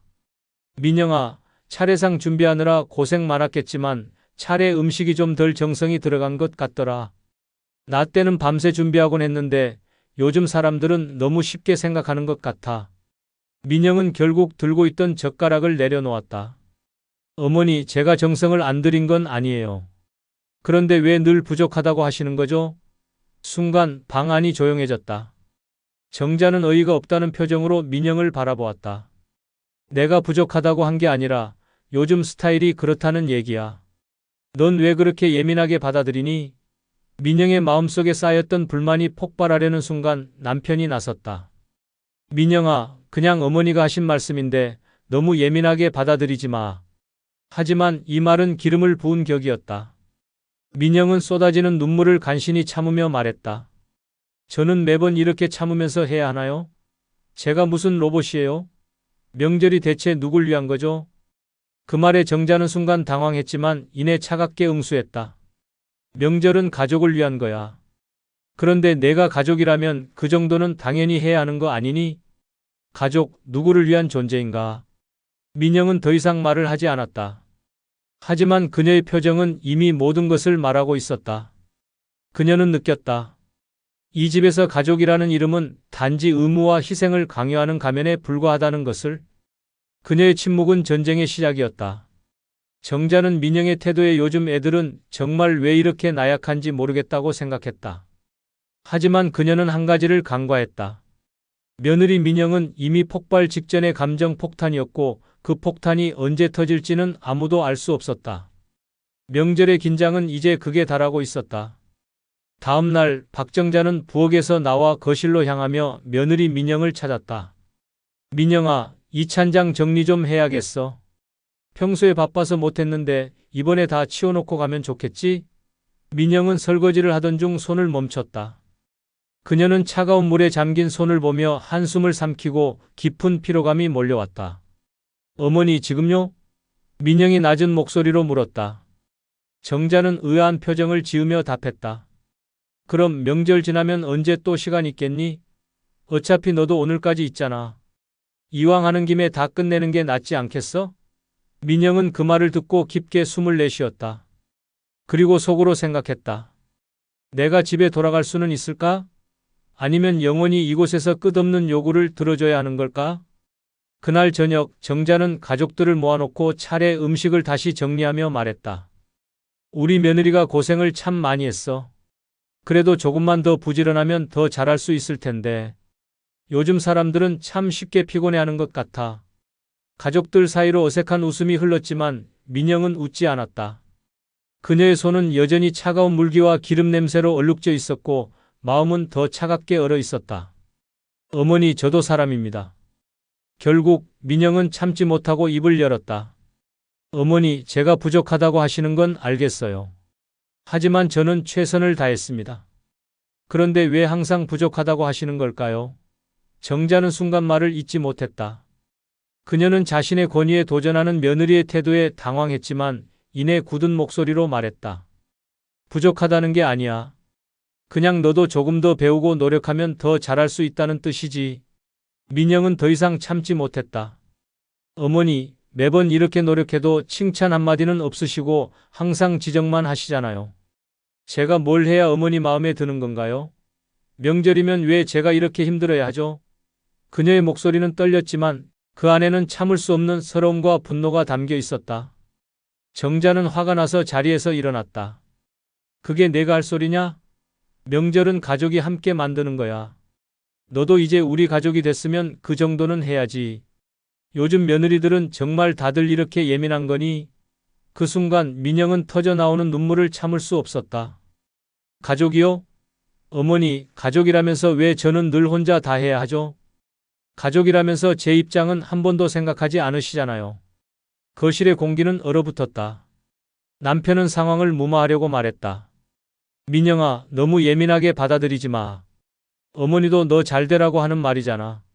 그러나 민영은 남편의 말을 듣고 더욱 화가 났다. 당신은 항상 어머니 편이야. 내가 이렇게 힘들어도 그냥 참으라고만 하잖아. 정자는 더 이상 참지 못하고 목소리를 높였다. 내가 너를 위해 얼마나 배려하고 잘해줬는데 내가 그걸 몰라주는 거지. 예전 시어머니들처럼 엄격하게 굴지도 않았는데 너는 늘 이런 식으로 예민하게 굴어. 민영은 그 말을 듣고 웃음이 나왔다. 배려요? 어머니가 하신 건 배려가 아니라 강요예요. 저는 로봇이 아니에요. 제 인생도 있고 제 감정도 있다고요. 정자의 얼굴이 굳어졌고 민영의 눈물은 멈추지 않았다. 이 집안에서 내 목소리를 낼 수 있을까? 라는 질문이 민영의 머릿속을 맴돌았다. 정자는 그런 민영을 바라보며 복잡한 감정에 휩싸였다. 그녀는 순간 깨달았다. 자신이 어쩌면 며느리에게 상처를 주고 있다는 사실을. 하지만 이 깨달음은 그녀의 자존심 속에서 금세 사라졌다. 이후로 둘 사이에는 말 한마디 섞이지 않았다. 가족들 사이의 어색한 기류는 쉽게 풀리지 않았다. 다음 날 박정자는 민영이 끝내 정리를 마치지 못한 주방을 바라보며 한숨을 쉬었다. 어휴, 요즘 며느리들은 참 느긋해. 내가 젊었을 때는 아침부터 밤까지 손이 쉴 틈이 없었는데 지금은 다들 힘들다고만 하니 말이야. 그녀의 독백이 며느리에게 닿을 의도는 아니었지만 민영은 그 순간 그 말을 똑똑히 들었다. 내가 지금까지 해온 게 부족하단 뜻이구나. 민영은 이틀 동안의 과중한 노동으로 이미 피로가 극에 달해 있었다. 밤새 전을 부치고 차례 음식을 만들고 남편과 시댁 식구들의 끝없는 요구를 들어주는 동안 그녀는 단 한순간도 쉬지 못했다. 그러나 박정자는 그 모든 걸 당연히 여겼다. 며느리라면 그 정도는 해야지라는 태도는 민영에게 끓어오르는 분노를 안겨줬다. 마지막 남은 설거지를 하던 민영이 잠시 쉬기 위해 손을 멈췄다. 바로 그때 정자가 부엌으로 들어와 대수롭지 않게 말했다. 민영아, 이 찬장 정리가 엉망이구나. 나중에 정리 좀 하고 가는 게 좋겠다. 그래야 다음에 쓸 때 편하잖아. 민영은 눈을 감았다가 천천히 떴다. 그녀의 마음속에서 차오르던 화가 더는 막을 수 없게 되었다. 어머니, 민영은 최대한 차분한 목소리로 말했다. 제가 지금 이틀 동안 잠도 못 자고 일한 거 아시죠? 그런데 왜 어머니는 항상 더 하라는 말씀만 하세요? 지금도 이 찬장이 중요한가요? 박정자는 놀란 얼굴로 민영을 바라봤다. 그게 내가 할 소리냐? 명절이라는 건 집안의 전통이고 며느리로서 내가 해야 할 몫이지. 그녀는 민영의 태도가 무례하다고 느껴졌다. 그러니까 왜 모든 게 저희 몫이어야 하죠? 민영은 목소리를 높였다. 어머니는 제가 며느리라는 이유만으로 이렇게 끝도 없이 일을 시키세요. 한 번이라도 저를 고생했다고 생각하신 적은 있나요? 아니면 제가 당연히 이렇게 살아야 한다고 생각하시나요? 박정자는 당황했지만 곧 자신의 자존심을 지키려는 듯 목소리를 높였다. 내가 이 집에 며느리로 들어왔으면 당연히 책임을 져야지. 내가 널 위해 얼마나 배려했는데 그런 말이 나올 수가 있니? 민영은 더 이상 참을 수 없었다. 배려요? 어머니, 제가 받았던 건 배려가 아니라 강요였어요. 이틀 동안 모든 걸 다 하고 이제 와서 찬장까지 정리하라는 건 배려가 아니라 희생을 강요하시는 거예요. 어머니는 저를 사람으로 보시는 건가요? 아니면 이 집안의 하인으로 보시는 건가요? 거실에서 이 소리를 듣던 남편과 시댁 식구들이 주방으로 몰려왔다. 남편은 중재하려 했지만 민영은 남편을 향해 날선 목소리로 말했다. 당신은 늘 중립이랍시고 아무 말도 안 했죠. 어머니가 제게 이렇게 하는 동안 당신은 항상 나 몰라라 했어요. 당신이 이런 상황을 방관한 것도 어머니와 다를 게 없어요. 남편은 굳어버렸고 시댁 식구들은 어색한 표정으로 아무 말도 하지 못했다. 정자는 속이 끓어올라 말했다. 민영아, 그만해라. 내가 이렇게 나오면 우리 가족이 어떻게 되겠니? 민영은 차갑게 웃으며 대답했다. 어머니, 제가 이렇게까지 하지 않았으면 우리 가족은 그냥 제가 희생하는 걸로 끝났겠죠. 하지만 이제는 제 목소리를 낼 때라고 생각해요. 결국 박정자는 민영에게 아무 말도 하지 못한 채 자리를 떴다. 그녀는 스스로를 합리화하려 했지만 민영의 말이 머릿속에서 떠나지 않았다. 혹시 내가 잘못한 걸까? 아니야. 며느리라면 당연히 해야 할 일이었어. 하지만 이 모든 상황이 그녀에게도 부담으로 남았다. 민영은 그날 밤 짐을 싸며 스스로 다짐했다. 다음 명절에는 내가 내 인생을 선택할 거야. 이 폭발적인 감정의 충돌은 단순한 말싸움이 아니었다. 그것은 며느리와 시어머니 사이에서 수십 년 동안 이어져 온 전통적 관계의 균열을 보여주는 상징적인 순간이었다. 명절이라는 이름 아래 감춰졌던 갈등이 한순간에 폭발하며 모두에게 상처로 남게 되었다. 그리고 그 상처는 쉽게 아물지 않을 것이다. 명절이 끝난 후 박정자는 소파에 앉아 생각에 잠겼다. 이번 명절은 예전과 달랐다. 며느리 민영의 반발은 그녀의 자존심에 큰 상처를 남겼다. 그러나 정자는 단순히 기분이 나쁜 걸로 끝내지 않았다. 내가 가진 걸 너무 쉽게 생각했구나. 이젠 달라질 거야. 그녀는 자신의 재산 문제를 처음부터 다시 정리하기로 마음먹었다. 며칠 뒤 정자는 가족회의를 소집했다. 남편과 아들, 며느리를 불러 앉히고 서류를 꺼내며 말했다. 내가 그동안 너희를 위해 준비한 게 많다. 은퇴 후에는 우리 집과 예금의 일부를 너희에게 증여하려고 했다. 그런데 이번 명절을 지나고 보니 내 생각이 완전히 바뀌었다. 민영은 순간 굳어버렸다. 어머니, 무슨 말씀이세요? 정자는 차분한 목소리로 말을 이었다. 나는 이 가족을 위해 헌신해 왔다고 생각했는데 이번 명절에 느꼈다. 내가 아무리 노력해도 너희는 나를 당연하게 여겼다는 걸. 민영아, 내가 이번 명절에 한 행동은 나를 정말 서운하게 했다. 그래서 내 재산을 증여하려던 계획을 전부 취소하기로 했다. 내가 희생한 만큼 대가를 기대한 적 없지만 정자의 목소리는 평소와 달랐다. 내가 희생한 만큼 대가를 기대한 적은 없다. 하지만 최소한 나를 존중하고 내 마음을 헤아려 주길 바랐다. 그런데 이번 명절에 느꼈다. 너희는 내가 가진 것만을 바라보고 있다는 걸. 민영은 얼굴이 굳었고 남편은 눈치를 보며 말을 꺼냈다. 엄마, 너무 서운해하지 마세요. 민영도 많이 노력했잖아요. 그러나 정자는 가만히 웃으며 말했다. 노력? 민영이 노력한 건 알겠다. 하지만 그 태도가 나를 존중하지 않는다면 그건 아무 의미가 없다. 내가 이 가족을 위해 해온 모든 걸 부정당하는 기분이었다. 민영은 안절부절 못하며 말을 꺼냈다. 어머니, 제가 이번 명절에 너무 예민하게 행동한 건 사실이에요. 그런데 그건 저도 힘들었기 때문이에요. 어머니께서 한 번만 더 기회를 주신다면 정말 달라지도록 노력할게요. 저희도 어머니 뜻에 따라 제대로 해보겠습니다. 그러나 정자는 단호했다. 너희가 달라진다면 그건 좋은 일이겠지. 하지만 나는 이번 일을 통해 중요한 걸 배웠다. 이제 내 재산과 내 삶은 나 자신을 위해 쓰기로 했다. 나는 더 이상 누구에게도 기대하지 않겠다. 그녀는 서류를 정리하며 한마디를 덧붙였다.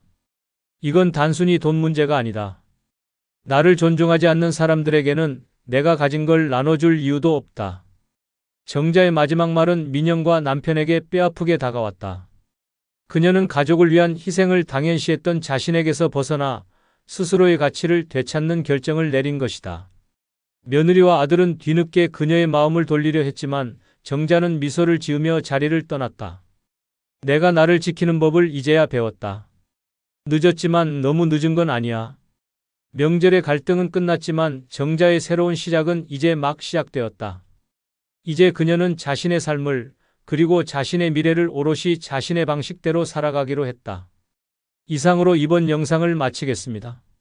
구독과 좋아요 한 번 더 부탁드립니다. 감사합니다.